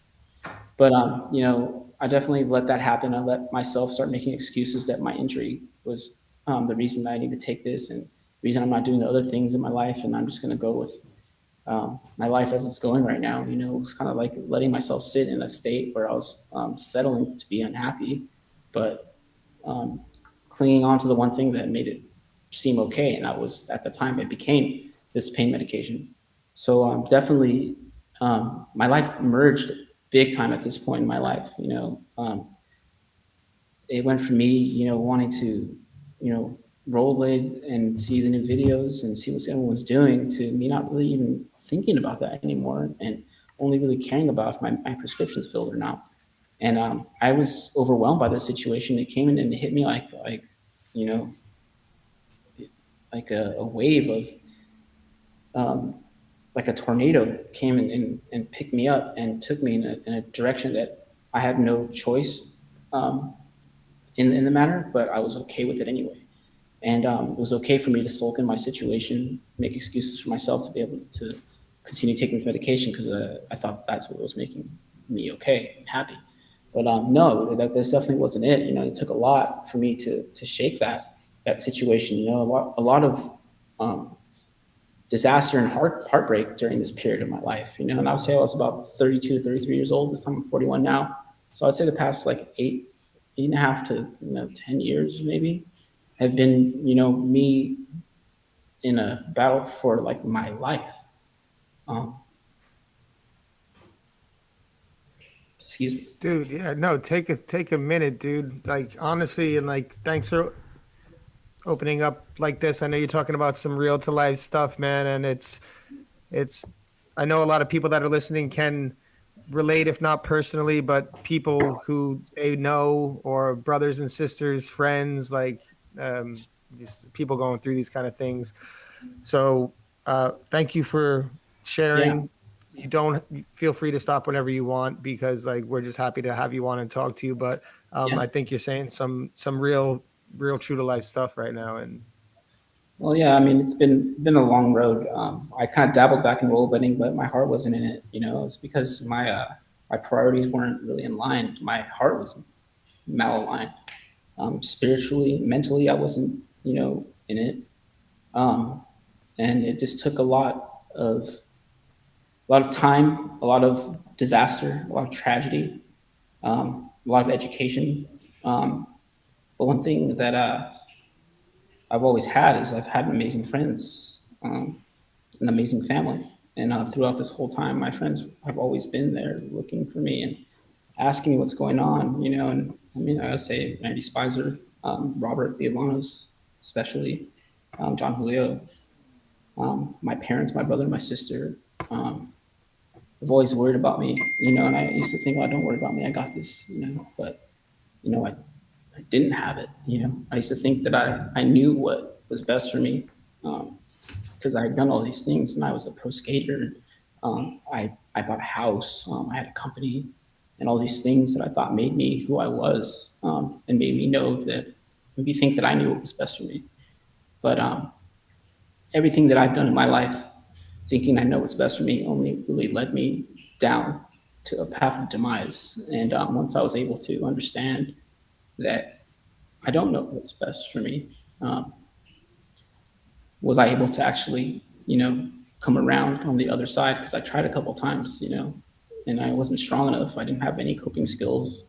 I didn't know that mental fitness or mental health was actually really a thing, because I wasn't educated about it. I didn't know, I didn't know. And I just like to think back on those times and think, um, I'm glad, I'm lucky, I'm so happy I'm here. I'm grateful that I'm here. I'm humbled, and I feel like my skating career before was started pure, and then it moved to an area where it wasn't really about my happiness, and it was more about what can I do to make money and what would look cool, and all these egotistic factors, along with greed, and it's a bad combination, when you're doing something that is so pure, and and it took me a lot. I got far away from it, but I always wanted to come back, and at one point I didn't think I was going to be able to, and I actually got to a place where my father, I used to be gone for a long time, and he wouldn't know where I was, and I actually would get to points where I didn't want him to know where I was, because I didn't want to associate with the people that were good in my life because I knew I was doing something bad, and um, my father would always be able to find me no matter where I was. I'd be like in my worst state somewhere, and like my dad would just pull up, and I would just be amazed. And I get in the car and I'm like, Dad, how you find me? How did you find me? He's like, son, I just prayed, and he'd find me, and like I was almost didn't believe it in the beginning. I'm like, who told you? Like, it's like, no, I just prayed, and he found me like this, like 3 to 4 different times, and always had the best intentions to becoming a better person, but I don't think I really knew how and what it took. And at that point, I don't think I had it in me to put the effort in. I was happy being that way for some reason, even though it was the opposite of what I wanted to be and what I was doing. I could not stop myself from doing. And that's why I say I'm really lucky to be here. It took a lot of love, a lot of people, a lot of support to get me here. And, you know, before I got myself better and went to a place that actually helped me, I went to Them Goods, um, probably in the worst state I've ever been in, and it was kind of like me saying, "I'm done with this life, dude. I'm so over it." What Going back to something I know I love, I know that's good, I know that's pure, I know that is based on positive things. And John Julio was there, man. So was Jason Reyna, and just went by, and I just like said, "Hey, what's up? I'm here."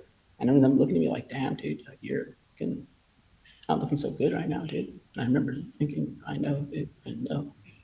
And I was like me snitching on myself, kind of, 'Cause I was done, dude. I was so done with this life.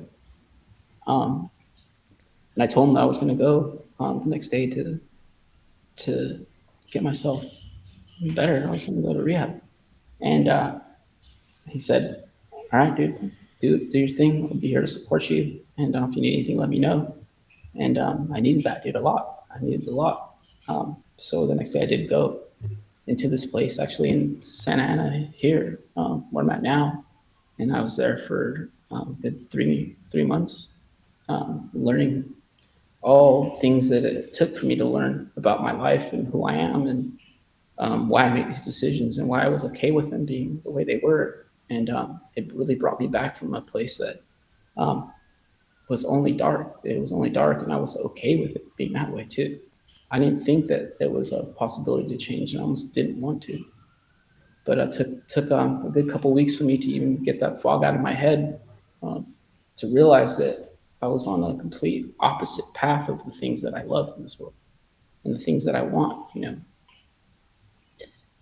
So I put my I put my time and effort into this. I'm like, this is the new thing, and also, I had a son during this time, and he was a big factor too. Big factor in this. I had to really look inside myself and see, what is it that you love in this world? Like, what is it? And it took a lot of perspective, a change of perspective to get me to put the work in and the effort in to be able to come out on this side. And it saved my life. Honestly, it did. So I'm really grateful. And so today, now when I rollerblade, it's definitely not for me.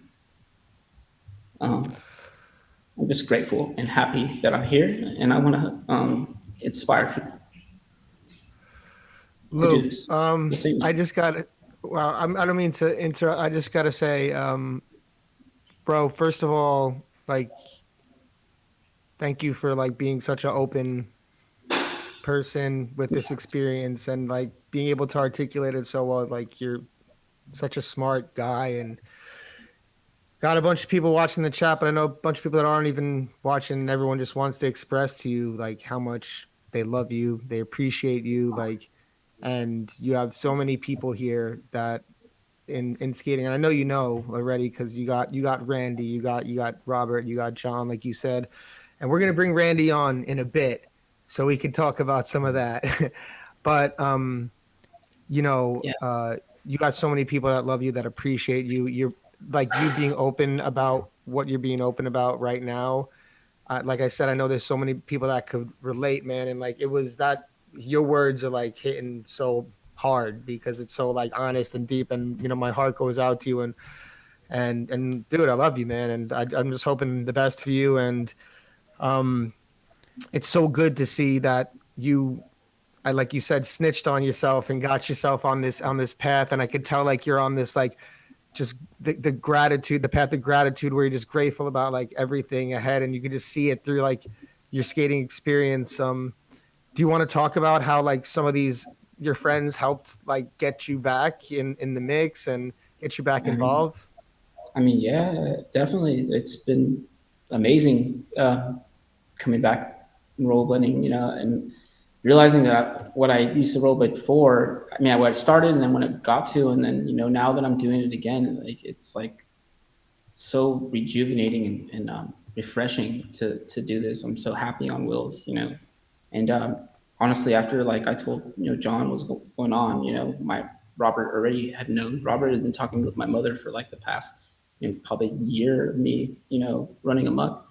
Randy always knew, and it's tough because in that time, like I would sometimes reach out, and like you can't enable a person, and the fact that they knew that and did not enable me made me upset at the time, but now I'm so grateful that they love me that much, that they did that. And, so did a lot of people in my life, and during this time, Robert's been talking to my mom. He actually like researched, what recovery is about, how it works. And like, right when I made the call to him, like, hey dude, I've been here, I've been doing my thing. I feel good. I feel better. And he's like, hey man, all right, glad you finally called me. This is what I've been doing. And he's been like researching, what it takes, what would help me. He like on a daily basis sends me like motivational stuff, things that make you a better person, more fulfilled, reminders to stay humble, to stay grateful, to remain teachable, and things like that, and be grateful for every breath. And on a daily basis, I'm telling you, he sends me so much stuff. He literally told me he wanted to change my Instagram algorithm. That's how much stuff he sends me. And it's working. Wow. So thank you, bro. Randy has always been here waiting for me too, and my parents, John Julio sent me a pair of skates. He gave them to my mom like I don't know, days after I saw him, and that pair of skates when I got them was like it meant so much, so much. Like I just wanted to roll around, and I couldn't in the beginning, and then I made a deal with the place. As long as I did my stuff, and I'm being a good guy, my heart's in the right place. They'll let me skate for one time a day. So like I don't know, since like 3 weeks ago, I was only able to skate 1 hour a day. So like when I first made the post that everyone starts somewhere, literally that was like my second time on those rollerblades, and I was at lunchtime. I got to go to this park for 1 hour, and I learned how to royale again on a curb. And then we got to go on outings, and that would be at the park because like it was on a COVID lockdown, so we can only go to this park around the corner. So between my lunch times and then the 2 outings I had a week, I'd have an hour a day during lunch, and then the outings I'll have another hour. So at this park, I just went in on this curb, dude. I was just skating this curb like it was like the best skate object in the world, and happy about it too, man. And I learned that my body definitely needed to recover from everything I've been doing. My heart was there, my mind's going there, but my body too. So it's my body and physical. And getting myself back into shape, I realized how out of shape I was. And like it was tough, man. I couldn't even hold myself up on a couple of them grinds when I first started. And I remember I could only skate literally if I was grinding for like an hour and I was done. So that hour was kind of a blessing. But I've gotten a little stronger over the you know past weeks and months doing this thing, and it just feels really good to be able to do it and have the support of everyone. to do it, and it's incredible, man. Rollerblading is definitely my heart, and can't wait to teach my son, how to do it. That's so Yeah. cool, man. You got a place in this community for forever, as I'm sure you already know by what your friends have shown. But I Definitely. just wanted to I just wanted to re-articulate that. Yeah. I've been missing all of you guys, man. I miss the support and the camaraderie and the community, man. So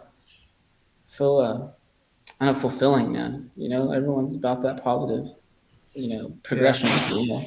After And shout out to all the guys that are skating with me again. That started again or that are in the process of skating again. We're doing this together. And it's my pleasure to talk with you guys and see what you guys are doing too. And it inspires me a lot, dude. All of you guys inspire me. Every single rollerblader that puts on rollerblades that day or that week inspires me. Um, and I find my inspirations, simple these days, and I'm just really appreciative of it.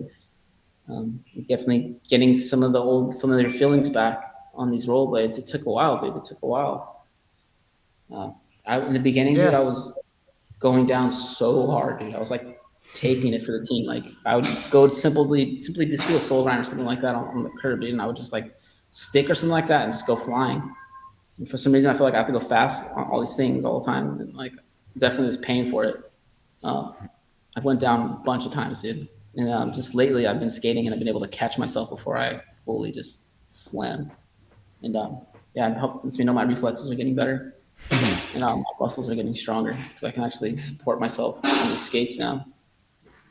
It's been Yeah, it's rejuvenating. it's it's cool to see the progression that's happened already. Like you've had the Instagram for such a short time already. yeah. But just seeing all the progression happen and getting like so comfortable is it's really cool to see.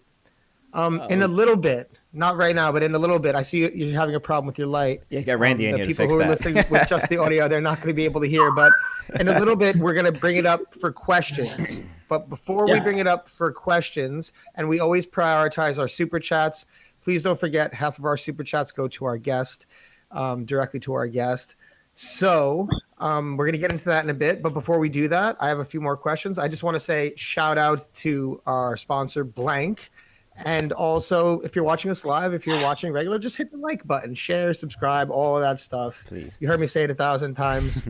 That's Bill- 1,001. Billy, can I say But- one thing before you ask your question? I just want to have one thing I wanted to say along the lines of this because Louie's making a great point right now, and we're seeing it happen right in front of our eyes. Louie, I don't know if you can see the live chat right now, but Billy mentioned it before. The live chat was blowing up with love and support. I encourage you to check that out after we're done with the show because everyone loves you, man. And it's if after 122 episodes, if there's one thing that has been constant throughout the entire time, it's how much everybody says that the best thing they got from rollerblading was the friendships and the bonds and the brother and sisterhood that they got from everybody. And this is like the best example, I think, of it so far. So like, I'm really glad you're saying this stuff too, because it just shows the community that we have here and the love and support that we have for each other. So if anybody feels a certain way, it's easy to reach out and get support from everybody out there. Yeah. No matter what it is, if it's friends, even if you don't know people, I'm sure you don't know most of the people in the chat right now, but everyone's here loving and supporting you. So I just wanted to say that this trend is following from 122 episodes. Nothing has changed. It's just everybody showing love. That's awesome. And, I just want to let you guys know the love's going back to you guys, all of you guys, man. The amount of messages I've received has been incredible.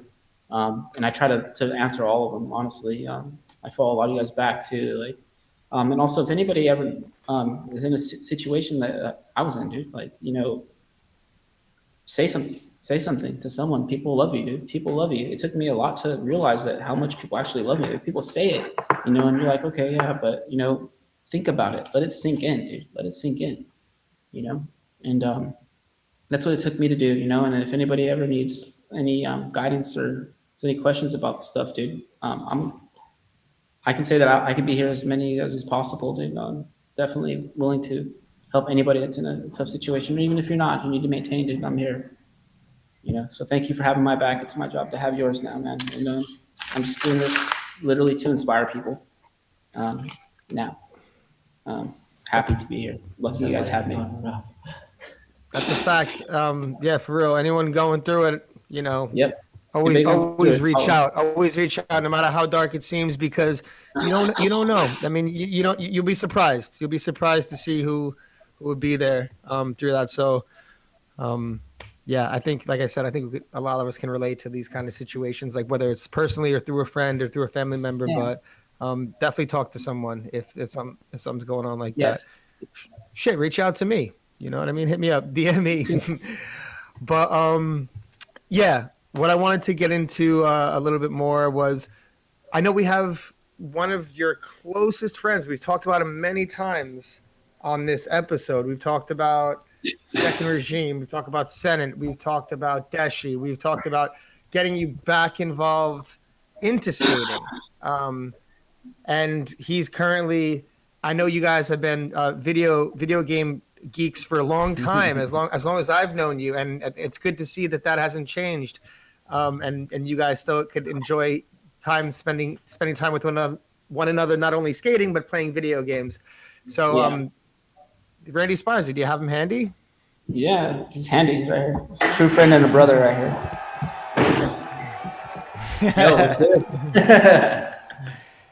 Did you guys I both? feel like we should keep the big screen on both of them while we're on, and we could just do our voices. Did you guys so we can both get better- haircuts today? Yeah, haircut day today. Yeah, we actually like had a little, a little bro day today, and we got our hair did together. We're just like, he's like, "Yo, I gotta get my hair. I gotta look good. I gotta look proper for this." I didn't say That's what you were thinking, You're like, but I'm glad it's done. Yeah, definitely. Randy, Hold on, can you guys both turn look to the right for a second? Like, both look to the right. All right, or you're right? No, the other right. Yeah, my right. The left. You guys got like the same the way Louie's looking. The way Louie's looking.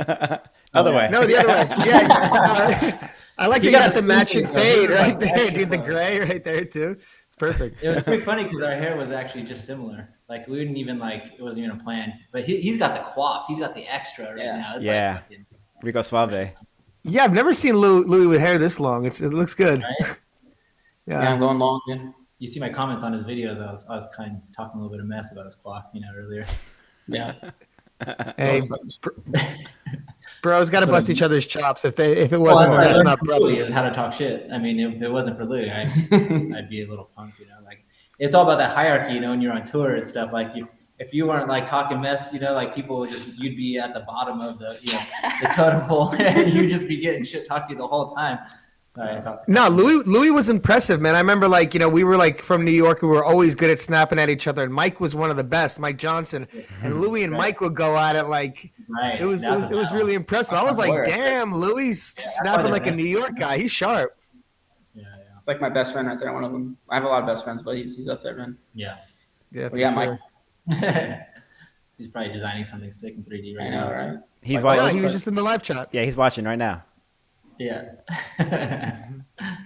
So what's up, Randy? Louie was saying how you were just a big part of like helping him get back into skating and getting back on his feet. You guys have such a huge history with everything going. Yeah, I mean, from we've always sec- pushed each other, man. Like, I was listening to him. And obviously, I was upstairs, listening to all the stories and stuff. But it always went back and forth. Like, we always pushed each other out of our comfort zones. We were always like making each other try harder tricks, whether it was like starting like companies or whatnot. Like, just because I was on AOL, he made me the designer of all of our brands. Like, I don't know how that really relates. It's like, oh, I'm chatting it up like this, And he's like, oh, you got to make a t-shirt graphic. I'm like, okay, just because I go on the computer, I should be a designer now. You're good at computers, too. Which is how I fell into design after rollerblading. But yeah, Oh, wow. it's kind of forced habit. But yeah, I don't know, man. Like, yeah, when Louie resurfaced, dude, it's just like I knew that we'd be hanging out a lot more and skating again and just doing all that same shit over and over and stuff, man. I'm already trying to get him got him going on the health tip, trying to eat a little better already, and watch. You think his skating's good now? It's gonna be fucking sick.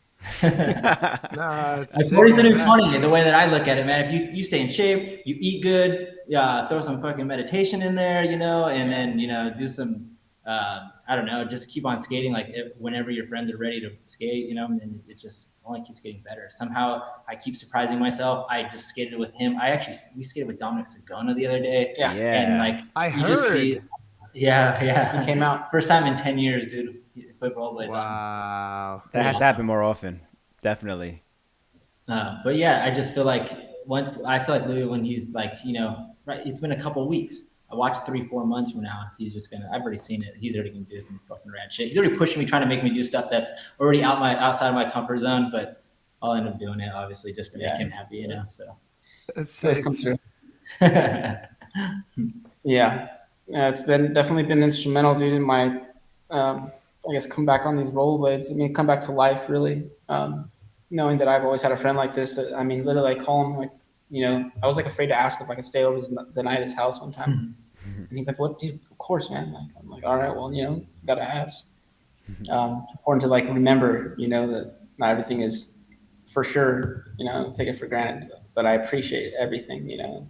It's like a brotherhood right here. That's definitely my brother right here for a long time, since I've been a teenager.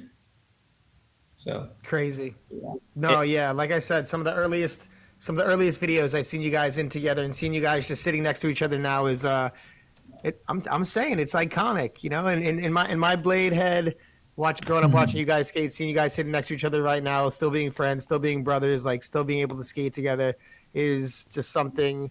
It just makes me feel like the industry is super healthy, and we're just like in a good place. And it's good to see you guys being healthy, and just the hierarchies and the different legends and different eras and everyone being a part and contributing and still being around is just like makes me, and I'm sure a lot of other people, very proud to be like a part of this community. So it's cool to see. It's cool to see that you guys are also both getting gray hair in the same spot. That's fun.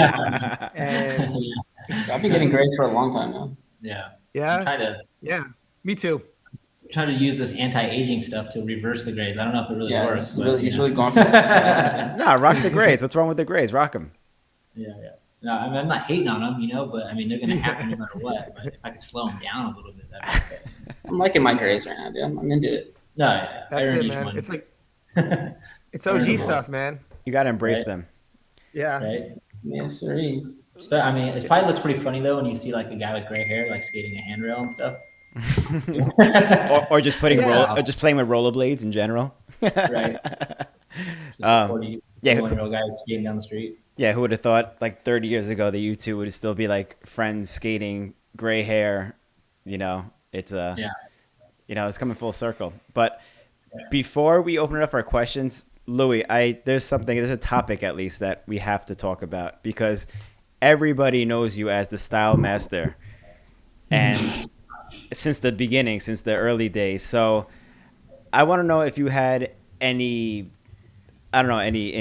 theories on style, anything like that you have to say. I don't even know what to say, because you're just such a stylish skater. You're known for that. I don't know if there was anything that you focus on with your skating with the style, because you're back to it again, and it looks like nothing has changed since like the first video. Your royales are still the same pretty much. That's funny. I don't know if it's like a theory behind it. I mean, I know I talked about like what my origins were and what I used to look up to, and but I also feel like skating is like, it's a craft. Rollerblading it's a craft. You got to master it in certain areas. Find what you're good at in it, and really focus on those areas. And just because you're gravitating toward an area that you're good at, overdo that. Like get really, really good at it. That's why you guys see me royale so much, because like I keep on doing it, even though I think I got it. I'm going to keep on doing it, so that at one point I'm doing a royale on something very scary or big, or something that I'm not so sure about. I can do it a little easier than I would if I was just, not, trying as hard to be good at that trick. So whatever tricks that you're good at, really, really get good at them. Master them, and it'll definitely show in the things that you're doing. I know that for sure. The more comfortable you are, the more ease you're going to be, the more ease you'll have, the more gracefulness you'll have when you're doing it. Now, I think for me, it's all about comfortability, and being extremely, ready for something. Like I think there's a lot of preparation that involved too when it comes to actually having a style. I know it may look like people don't like care sometimes but that's their style, but it actually takes a lot of work. There's a lot of hard work involved of getting there and making it look like a little bit effortless. But there's some styles in rollerblading that are incredible. I mean, I look at today's skating nowadays. I mean, all the skating that I've seen, nowadays, it's so much different than it used to be, but it's like incredible. There's so much, finesse involved now, and like a lot of that effortless style is like really looking amazing now on the smallest things, So like I really appreciate all the different forms of skating right now, and you can take something from all different parts, and incorporate it in your own. Like, what do you see yourself doing on this thing? Do it the way you want. Don't settle, for just getting it done. Do it the way you want. Go home happy. That makes sense. Like based on what he's saying, like do it the way you want. It's like now with like our smartphones and stuff when we're filming tricks, it's so easy to just watch and see like what you did wrong or something. Or there's always kind of something you always want to perfect it until you do it completely proper. So you can like see if your arms were a little bit like funky, like if they were just like one was a little bit further out than you would like, With like a lot of the new school guys these days, it seems like they just like get on a trick, they don't even move, and then they land the trick. And like when they land, it's so like solid and like just, and then they just roll away and stuff. So even I I try to like mimic some of that stuff to a certain extent, but it's still so hard. But like I think Louie has like great proprioception. He knows where his body always kind of is. I think it also helps that he's like a little shorter because then everything's always like tight and compact. It's like that Vinnie Mitten style in that same sense where it's like tight, compact, and it's just always efficient. You know what I mean? And sometimes when I'm having trouble doing a trick, I will like harness my inner Louie Zamora. And that's why you see me stick my tongue out when I do a trick, Just love it. Just playing, but yeah. No, totally. There's always like those like iconic Louis like trick moments too, and same with you, Randy. But like those like, I just remember like a back rail, boom, 270 out with like just because there was the one from the Esco part. He just like back rails the drop rail, and it's like a 270 out like this. That good 270 out where like your feet slide out and then you spin around. Just like that, and like like there's like just all these like. There's like this 270 backside to alley pitch at Rancho Bernardo that was just like 1,000 miles per hour too. Like there's all these like iconic tricks like that, but totally like I feel like if I'm trying a trick like that, usually if it'll be on a mini ramp or a quarter pipe or something safe. But if I am, I'm like, yes, I'm channeling my inner Louie Zamora. So I know what you mean. Love it. Good, man. Yeah. My inner John Bellino, dude. Oh, John Bellino, he's another one, man. He's like actually so like I think like on your old account he was like one of your last photos in like 2014. You and John Bellino. Oh, really? He had like the shirt on. Yeah, you're like one of my favorite rollerbladers. Still to this day. I remember one of the first times we skated with that kid, and we were just like, me and Louie were just in awe. We're just like, we got to sponsor this kid right away. He's amazing. And I mean, not to float our own boat. Look at him now. He's still fucking amazing. You know what I mean? I know. Oh, yeah, you had him sponsored on Deshi? I think we tried to come to Deshi. I don't know if Deshi like kind of fizzled out before that. Yeah, I don't think we had anything to sponsor people with. But Second Regime for sure. We were all. Maybe it was Deshi too, right? I think he was on Deshi. I think he was. So messed up. I think he was. Like, I believe actually Deshi and Second Regime is what we were trying to get him on. Yeah. He was like 11 years old, 450 backslide to alley fish brain in Deshi's. Yeah, with Deshi's on. So I don't know if he rode was already so sick. It was just one of those things when you just saw him, you're like, oh shit, he just corkscrew 900 off this like quarter pipe over some shit, and you're only 12 years old, and your style is already dope. You're just like, all right, this kid is just fucking awesome. He's like, I don't know. His skating is like what I think. Well, I wish I could be like that raw and like that powerful with it, But that stylish too at the same time. He embodies a lot of the things that I wish like I could do. You always got to have like the people that you look up to that become a part of what you are trying to emulate as well when you're skating. And he's definitely one of those raw talents and fearless factor there. That's definitely admirable. He definitely is. I think he's the logical progression after the generations that have brought stuff forward like you guys have. So it's just the next step and continuing on with that tradition. And completely agree with that. I think now would be a good time, and we have both you guys here, so it'd be great to do it with both you guys. But we're gonna, if Randy has time, I don't want to put him on the spot, but we got some questions. We have some Patreon questions. We have some super chat questions, and then after that, if we have the time, I think we're going to go through a couple sections with Louie for our Patreon viewers. We're going to go through the old VG14 one. We're going to go through, get some commentary on that. Hopefully Randy has the time to stay with us throughout that. That'd be awesome. But I think now we're going to just jump into some questions. Austin, do we have any questions for Patreon? Yes, we do. I just want to see how that. Yeah, I'm going to switch to this while I'm asking the questions, at least for now. So we're going to go through our Patreon questions first. We have a few here before we get to the super chats. There you go. You guys get close. You guys know each other. You're friends. I mean, we shared so many beds and so many tours, man. It doesn't even matter anymore. You know? There you go. So first question from our Patreon is Renee Dillon, who asks, what's the newest products you've been interested in trying out, like frames, liners, boots, etc.? For me? Yeah. Yeah. Right now, I'm loving my Pat Ritter them skates right now. I have those Intuition liners in them. Definitely a lot better than I remember liners being. They're super sturdy. I feel like even though I've been skating on them for like a while now, they still feel somewhat sturdy enough to be new. They don't look that new, but they feel new. Also, Randy, right when he knew I had skates, came and saw me at lunch and brought me some dead wheels, and I rock those. Since that, the Barons are really good too. And then 50/50 Lawrence from 50/50 sent me some of those. What they call, I don't know what the name of the frame is, but they have the aluminum foundation in them. Right. They're black and silver, but those frames are like incredible. They're super strong. I could feel the strength of them when I'm rolling around. And I just feel like my skate's really, really solid right now. It's a little heavy, but it's solid. Like, so I like it. I like it that way. I always like to have a little bit of weight to my skates. When they're too light, sometimes I tend to get hurt a little bit. Mm-hmm. Yeah, Cool. I prefer the weight to my skate also. We have another question from our Patreon from Kevin Potts. He asked a few questions. We talked about a few of them, so I'm just going to skip a couple. Kevin asks, is there anything about the industry you hope has changed in your absence? And what sections do you consider to be, quote, the peak of your powers? Your powers. Yeah. You know, what I can't say too much of what I don't like to see in the industry, because there's so much of what I do like to see in it. But what I can say is that I appreciate the fact that we're not so hesitant to involve the roller skating part of it. I think that's a no-brainer.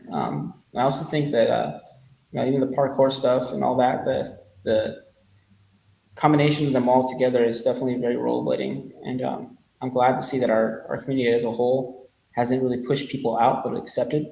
And I love that part of us. There's other industries that have been pretty, keep that away. We're this, and I like the fact that we're willing to not only associate ourselves but involve ourselves with other ones, and that's awesome. I mean, rollerblading when it started, like even Senate sponsored bikers back in the day. I remember I met Dave Mira, and I was like, "Hey, dude, I skate for Senate too." He's like, "Oh, cool." But it was just awesome. At the time, rooftop was sick. Yeah, he rode for Senate. Dope ass street biker. Mike Escamilla. Yeah, Mike Escamilla. I was rooftop. Yeah, so that's what I've seen. And as far as the peak of my powers, I don't know. I feel like on different skates at different times, I've had different powers. But the VG14 section, definitely, I feel like I could do a lot of the things that I wanted to do. But that's on a soft boot skate, so I was definitely a little more creative and more finesse on rails and on grinds. But I always wanted to kind of do bigger gaps and stuff like that. I like jumping big gaps, but I just haven't done it in a long time. And I did better on those in the rollerblades and on USDs. I remember I hadn't done a gap in a long time. I think it's in maybe one of Lonnie's videos. And I 5-4'd this really big gap first try, and I landed. And I remember thinking, "Damn, that would not have happened on a softwood skate right there."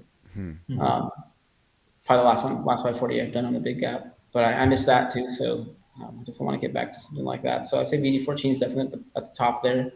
Let me see what else.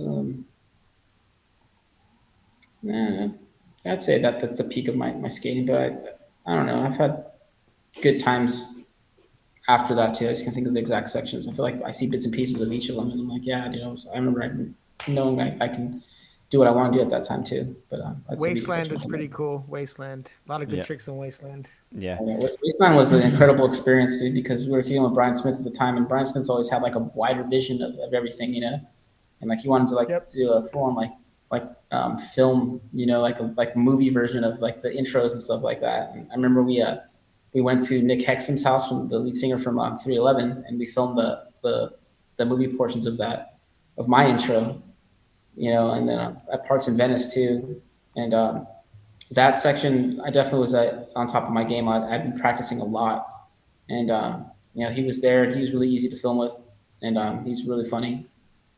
Really great guy, Brian Smith. Like I see him, I just want to smile all the time. And he made it really easy to be myself on skates and on his camera. I mean, I remember after that he got me like an agent too. I think I met this agent with Randy, and she sent us on this like commercial, a Mountain Dew commercial audition, dude. And we went there, and like I just remember it was super funny. It was like this commercial where they're like, imagine yourself surfing on a gurney through a hospital. And we're like, oh wow, like all right. So we got crazy. He got all crazy in the audition room, dude. I remember standing up and like pretending to paddle out. Yeah, he paddled out. It was just like a square box that they were on, and then you got to surfing for real, Yeah, we kind of made so dumb.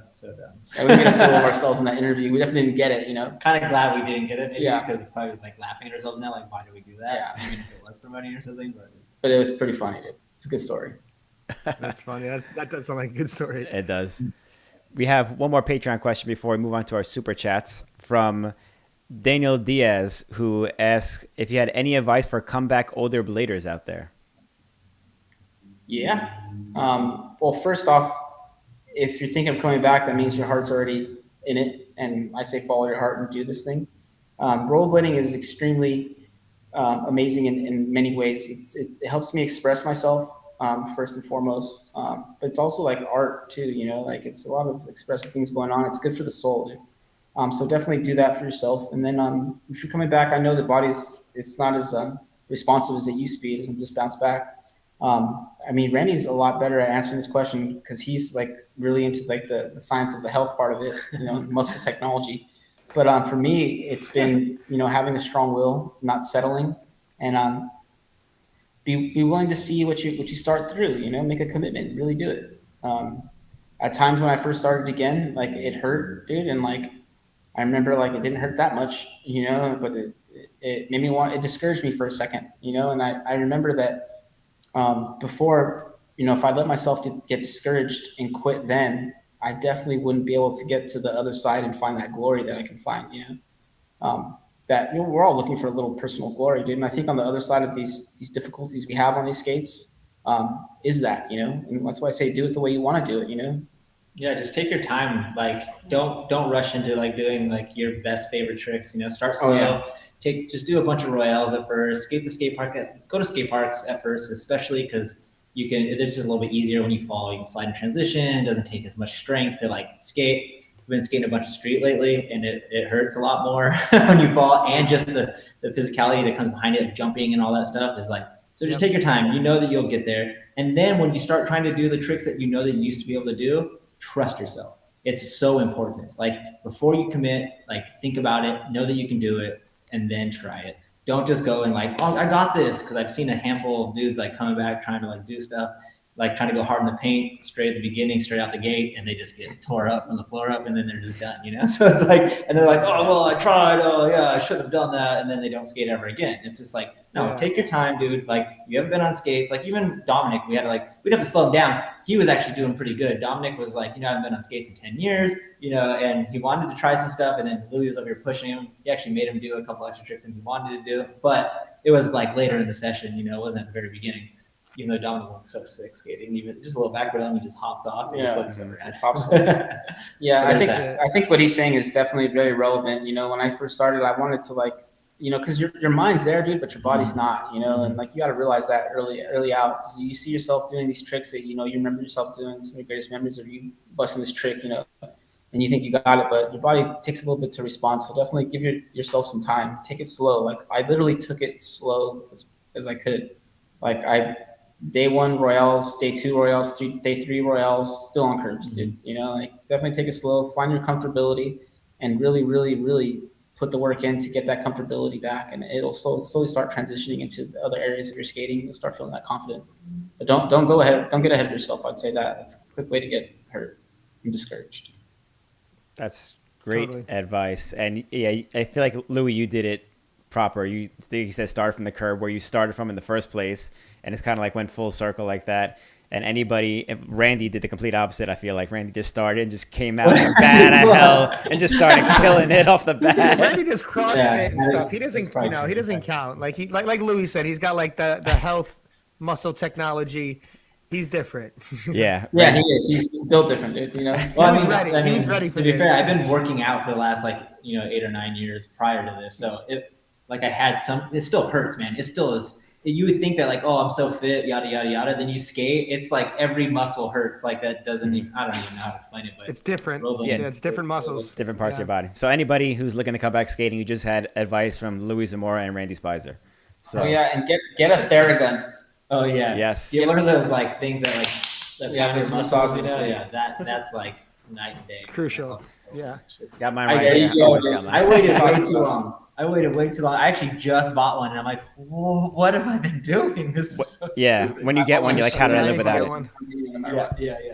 It's like the best. It's like the best. That's all good advice. Perfect. We're going to move on to the super chats now for everyone watching live. If you have any questions, like Billy said, we split our super chat with our guest, and your questions get prioritized. So first one is from King Rando, who asks, what was Zamora's favorite skates? The rollerblade roadhouses, K2s, or USD thrones? It's tough. I think you look the tightest in K2s. I don't know. Language. Your alley topsoils in K2s are so tight. So I always think of that trick in K2, and I'm just like, there's Everything in the K2s. Actually every skate you skated was so tight, but I like the thrones. Like my pro throne was probably at that point. I like the most. I like the flat edge on it. Yeah. For shuffles and slides and stuff like that. Variations in alley topsoils or Yeah. something. That was a good skate right there. I've seen that that Mesmer skate has a little bit of look of the older. Yeah. Looks tight. USD looks really dope. The modification you guys made to it. The skate looks solid too. Yep. Thank you. That is a solid skate. Big old grin. I always pictured you on the K2s also. That's like the style. Those Royales and like Randy said, the topsoils too. I like topsoils and backslides. Like a lot of those iconic tricks that were done on like Randy was saying, like we're done on like the K2s, like the fish brain 360 off from the table, which is just epic. Like Best clip the ever. 270 backside Ali fish at Rancho Bernardo, like the true Macchio to forward at Rancho Bernardo, like a lot of those. K2s were definitely. There's some rail over here in Long Beach. He like full cab Ali fish brain, full cab off. Like Yes. it's the one that we skated, like the how to do your first rail on our Patreon. By the way, if you're not a Patreon, you can be a Patreon for $3 a month. But it was when you did the full cab Ali fish brain. Like those are all like so. A lot of those iconic tricks were done in the K2s. So You're right. K2s are definitely at the pinnacle of my skating. I feel like I could do a lot of stuff on K2s. But every skate has its own little unique properties, dude, But K2s definitely overall gave me a definite confidence and an ability in Royale tricks and even in soul tricks too, once you break it in, that I couldn't really have on other ones. I like Solomon's too. I was just gonna say that. I will say the Ritters are fairly similar color to the Solomons, and Yeah. it kind of reminds me of Louis, doing the Solomon tricks like the negative mistrials and stuff like that. And seeing that kind of was a bring back to the past on that one. yeah, the Ritter skate looks so sick, and it's just like it's like that nostalgic because when the Solomon came out, I know they had the blue one and then they had the beige one, and so like that Ritter is just like so nostalgic of that first one, and yeah, just like them skates look so everything with them is just on point with like the intuitions and everything. And huge shout out John Julio, huge shout out Pat Ritter. Yeah. We love those guys. Hell yeah. We have a super chat from Sky Maz who says, much love to you. Saw you in person at the 99X Games and it was impactful seeing your style up close. Only allowed one trick. What would you choose? Oh, you can only do one trick. Do one trick? That's it, only one. It's probably Ali Top Soul. That's like always been my favorite trick, I think. Damn, that's not even an easy one. Because I think topsoil. I felt like when I was like learning all these difficult tricks was like the hardest one to get and the scariest one to do on like a down ledge or a rail. And whenever I actually did it on something that scared me, I always felt like, damn, I did Yeah. that. You know, I felt good about it. Yeah, Yeah. Not, not to take Louis' question, but I might have to go basic, just like straight soul grind, because that's all day. it's the first trick I learned. You know, it's like the first trick you kind of learn on a ledge, or like, I mean, on a curb, and then even to this day, it's like I could probably do a soul grind on like some big stuff. You know. You're right. I gotta take my answer back. No, It's you don't Royale. have to. I'm Royale and he's Soul. You just feel so. You're right. If I can only do one forever, yeah, Yeah. I definitely want It's Royale. probably the only trick that we actually will be able to do forever. It's true. actually the Relax. right. Let's see, 7-year-old Louie doing alley top souls. That would be impressive. I don't doubt that either. But anyway, we have a super chat from Matt Ledoux who asked, "Do you remember visiting us on the set on Rollerball in Montreal? Hearing you today is so inspiring and so much love from Canada, brother." Oh, man. Dude, Matt Ledoux, I'm inspired by you, man. Speaking of parkour, like you were talking about earlier. Yeah. Yeah, Yeah. I was talking about like I wish it was like more people to bridge the gap, but he's like the original gap bridger with like the parkour style and rollerblading. Matt Ledoux is super innovative with that in that fashion. I love watching him skating. Still. I do, yeah, still I love watching it. And even the styles too. But yeah, I do remember the rollerball set. I do. That little course they had built for us there was like obviously someone that never skated before, but like knew how to build shit, made that.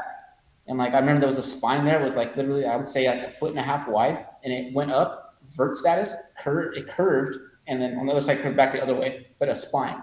And we had to air that spine, dude, and come down the other side of it. Like you went oververt like this, and then you had to go. That wasn't over vert. It curved, you know, but it was vert top, you know, and then on the other side it was just the opposite of it, but the opposite way. You have to draw this on paper for me. I might have to draw on paper. That dude was very, very scary dude to do. And it was only something like, well, dude, you're like, you know, this movie industry, you do some stunts. You know, it's a stunt to do. You know? Sounds about right. Sean Robertson was there too. That's awesome. Love this. Sean Love this. Hooked up 540 anything. Mm-hmm. Flat spin. We have a super chat from Matt Rice who says, "You were in the iconic documentary It's All Good. Any backstories from filming that? You guys are both in it. This is perfect." Yeah. Yeah. Yeah, I do actually recall one interesting moment. I don't know if they really showed much of it on camera, but we they took us all to this like ropes climbing course up in like Big Bear Mountain, and I didn't know what they were doing over there. And at this time, I had been kind of afraid of shit like that. I don't know why. I was like not afraid to do like, you know, crazy things on rollerblades that are like death defying, but I was afraid to like climb this thing, you know, on this ropes course, dude.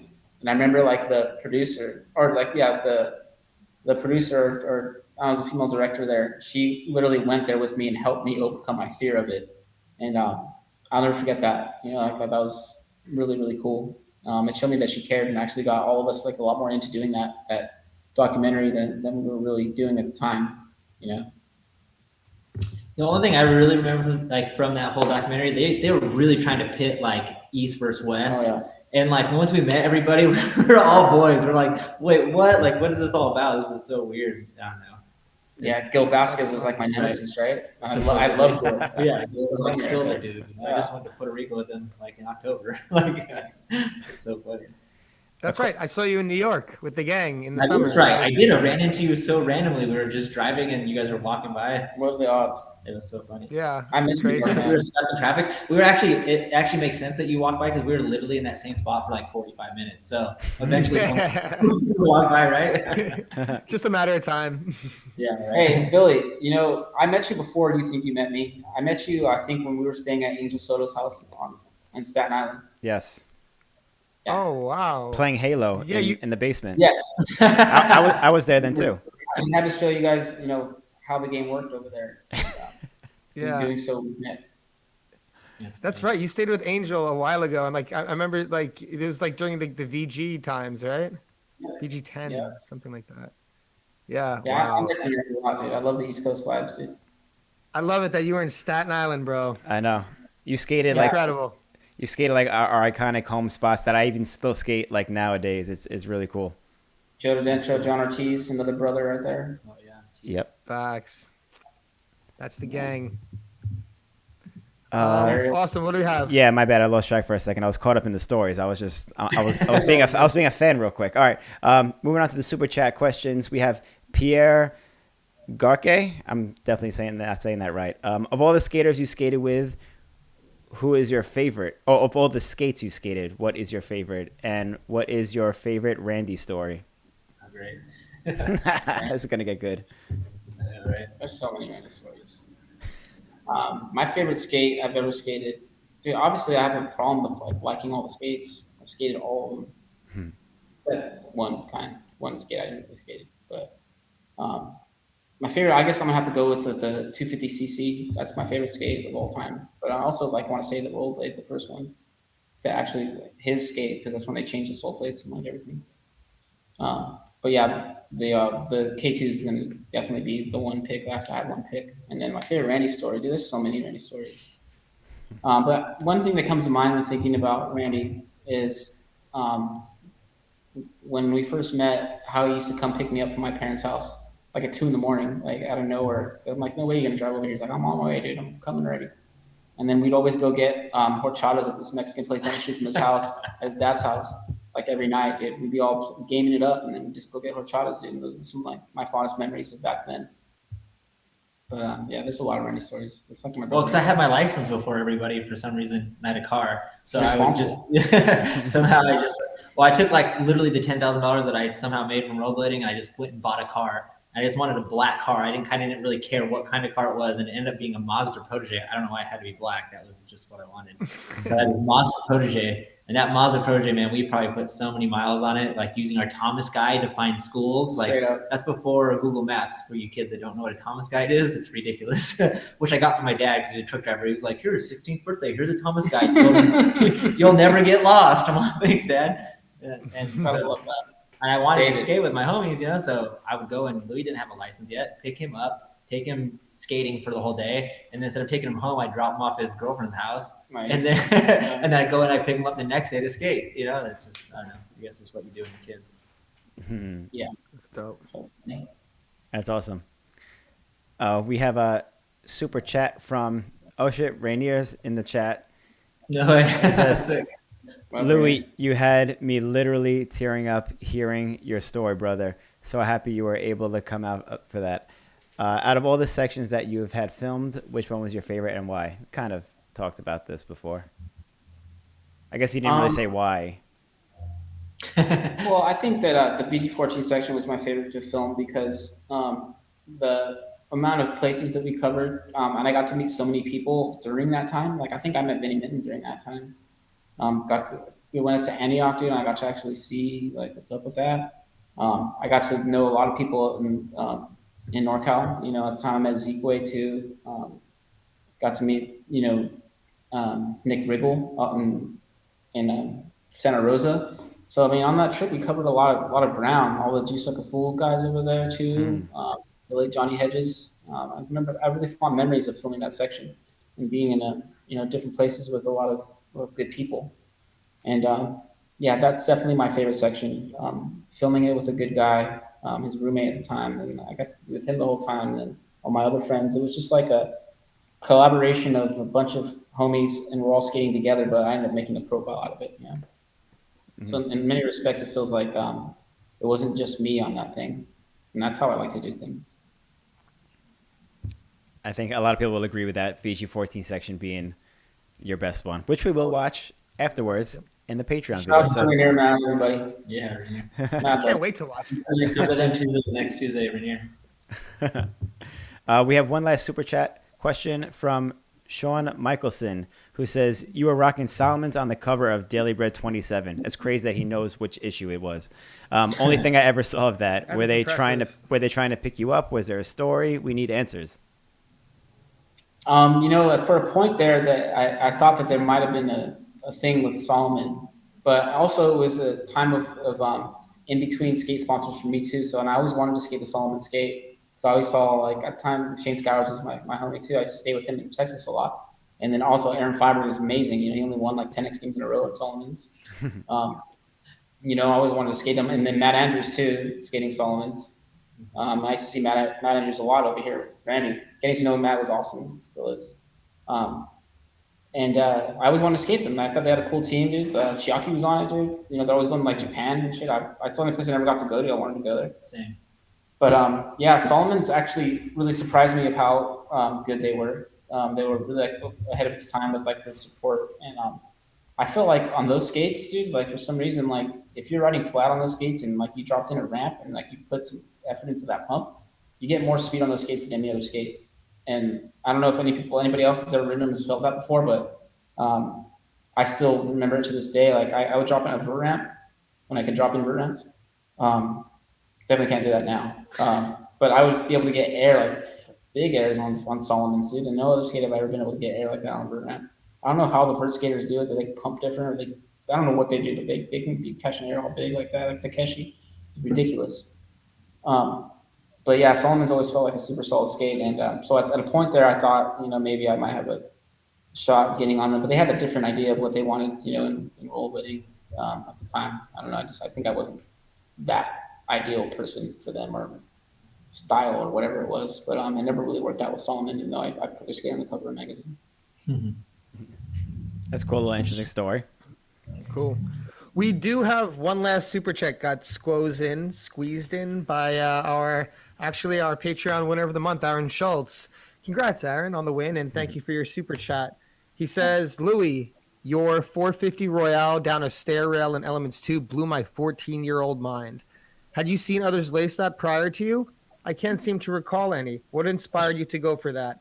Cheers from Iowa. And I might add that you were the first person I saw do 360 Soul and 450 Royale on a down rail. The 360 Soul was in a boot camp in the back of a Daily Bread, and the 450 Royale was in Elements at that school in, I think it's Laguna Niguel, right? Where it's like, yeah, it's you know how I know I went there to hang out with my fiance from Laguna Niguel. We went to a friend's house, and there was a school a block away, and I walked over there, you know, to go for a safety. And I saw it. I was like, "Oh my God, that's that legendary!" It's still there. It's still there. It's crazy. It's not capped or anything. It's always been capped. It's capped, but it's still there. But yeah. So I'm sorry, I didn't mean to go on, but hey, congratulations, Aaron, on winning the little contest there. I think that's awesome. And that's a pretty good question, dude. Very good question, because I had not seen anybody do a 450 Royale before that, and I remember thinking I wanted to do it, but it was never a rail that I could find myself doing it on. I wasn't going to go fast and like do it on some big rail, but like that rail, the height of it was like perfect. Even though there's a big old like, you know, cap in it or like a different like size piping that fit over it. It was weird that I actually chose that rail to do it on. But I remember when I did it, and people were hyped, but I'm thinking in my head like I don't think anyone's ever done that trick before. And I was really happy that I did that. I just remember like being stoked that I landed that trick. Because, you know, you always want to push yourself and see what, like, you have dream tricks, you know, and that was one of them, you know, and that after that 450 Royale was done, that was allowed me to do other ones, you know, like one of my favorite tricks, I think I was in like Las Vegas for like something, and I did a 450 back Royale on K2s, might be in the ESCO thing, but like I remember thinking that was like a direct result from that trick because, you know, I figured out that the spin to grinds is possible, and it just started evolving from there. Yeah, that was the first time I've ever seen it done, or I don't know anybody that's ever done it before that. Ooh, I never really caught on to that. That's awesome. That, you know what? I think we all knew that was true, but just to hear you confirm it is just like puts the stamp on it. Let's go. I was feelings mutual on that one. I felt good about that one. Thank you guys for giving me the opportunity. Totally. Nice. No, I mean, you brought that whole style with it all. Yeah, so I think that was our last super chat question. Yes. Louie, Randy, thank you for joining us. This has been an illuminating episode. It's been a deep episode. It's been a powerful episode. It's hit me in my heart. It's been honest. It's so good to see you. It's refreshing. There are so many. I'm trying to think of more descriptive words to use, but there's so many. I don't need to actually think about it to rattle on about it. But thank you very much for joining us. It's been an absolute honor. We're going to keep you around for a little bit so we could watch some old sections with you and go over some of those old memories together. So if you're a Patreon, feel free to join and check that out. But do you have any shout outs, words of wisdom, last words that you would like to say before we end this episode? And before you do, I just want to say one last time, if you're watching live, please hit the like button and shout out to our sponsor, Blank. Shout out Blank. Sorry. Thank you, Louie. Oh yeah, there's definitely a couple shouts I have because without these people, I wouldn't be here today. And I've mentioned a lot of them throughout this podcast. But also, I want to thank Cornerstone of Southern California and everybody I've met there. My case manager there, Leota, was awesome. And then I also have a group of guys that every morning I do a morning meditation with early morning, and it really helps sets my day in the right direction. And once I started doing that with them, it really like helped kick into gear. Taking this recovery thing, serious, and it put me on a trajectory that's only helped me, and it helps me on a daily basis. So I shout out to my guys, Cody, Kevin, and Jimmy every morning. Thank you for doing that with me every day. And then I've got to shout out my family, my brother Stephanie, my brother Steven. Love you guys. My mother and father, love you guys so much. Thank you for never giving up on me. My dad also, my dad's big on prayer. He also prayed that in my recovery, I'd be surrounded by people that have, love in their hearts and that are positive and good for my recovery. And his prayers always get answered. And I'm living in a house right now in Oceanside with a bunch of great individuals, and they also help me, remain accountable and are all positively motivated in their directions too, and doing their thing and taking this thing seriously. And I love to see that. And that's pretty much most of the people that I want to shout out. I have loved ones that I love you, and you're definitely the reason that I'm here as well. And thank you from the bottom of my heart to all of you who accept me and support me. You guys' support means a lot to me. It really, really does. And I do not take it for granted. I literally thank God every day for it. And I'm humbled by it, and I'm grateful. And I look forward to the future with whatever happens here. I know that it's coming from a good place now. It's motivated of something pure and something positive. And I want to thank you guys. And I also want to shout out to everybody that rides rollerblades or that does something for rollerblading. Even if you make a limited run like Soul Peace Park or something like that, you're still doing something for something good. And I support that 100%. I think that's amazing. If you could think it, you could do it. If you could think it, write it down, and then achieve it, manifest that shit, make it happen. Because, if you don't, who else is going to do it? These things are possible. You never know what's going to come of your efforts. And that's it. Boom. Beautifully said. And Louie, thank you for putting a smile on all our faces every time you post something on Instagram, because I know my face lit up when I saw you back on Instagram. You being my favorite skater growing up in the 90s and shit. Like, see you back, see you skating again. We love it. Let's keep this positivity going. Let's keep it. We're all here for each other. Let's keep it all going. That's right. Thank you again for joining us. And stay on the line. Don't go anywhere. We're going to shoot this video afterwards. Everybody who's watching now, thank you so much. Please subscribe, like, give us a follow. Shout out to Blank for sponsoring this episode. Go check out Blank Rolling Products, and we'll catch you all on the next one. Peace, everybody.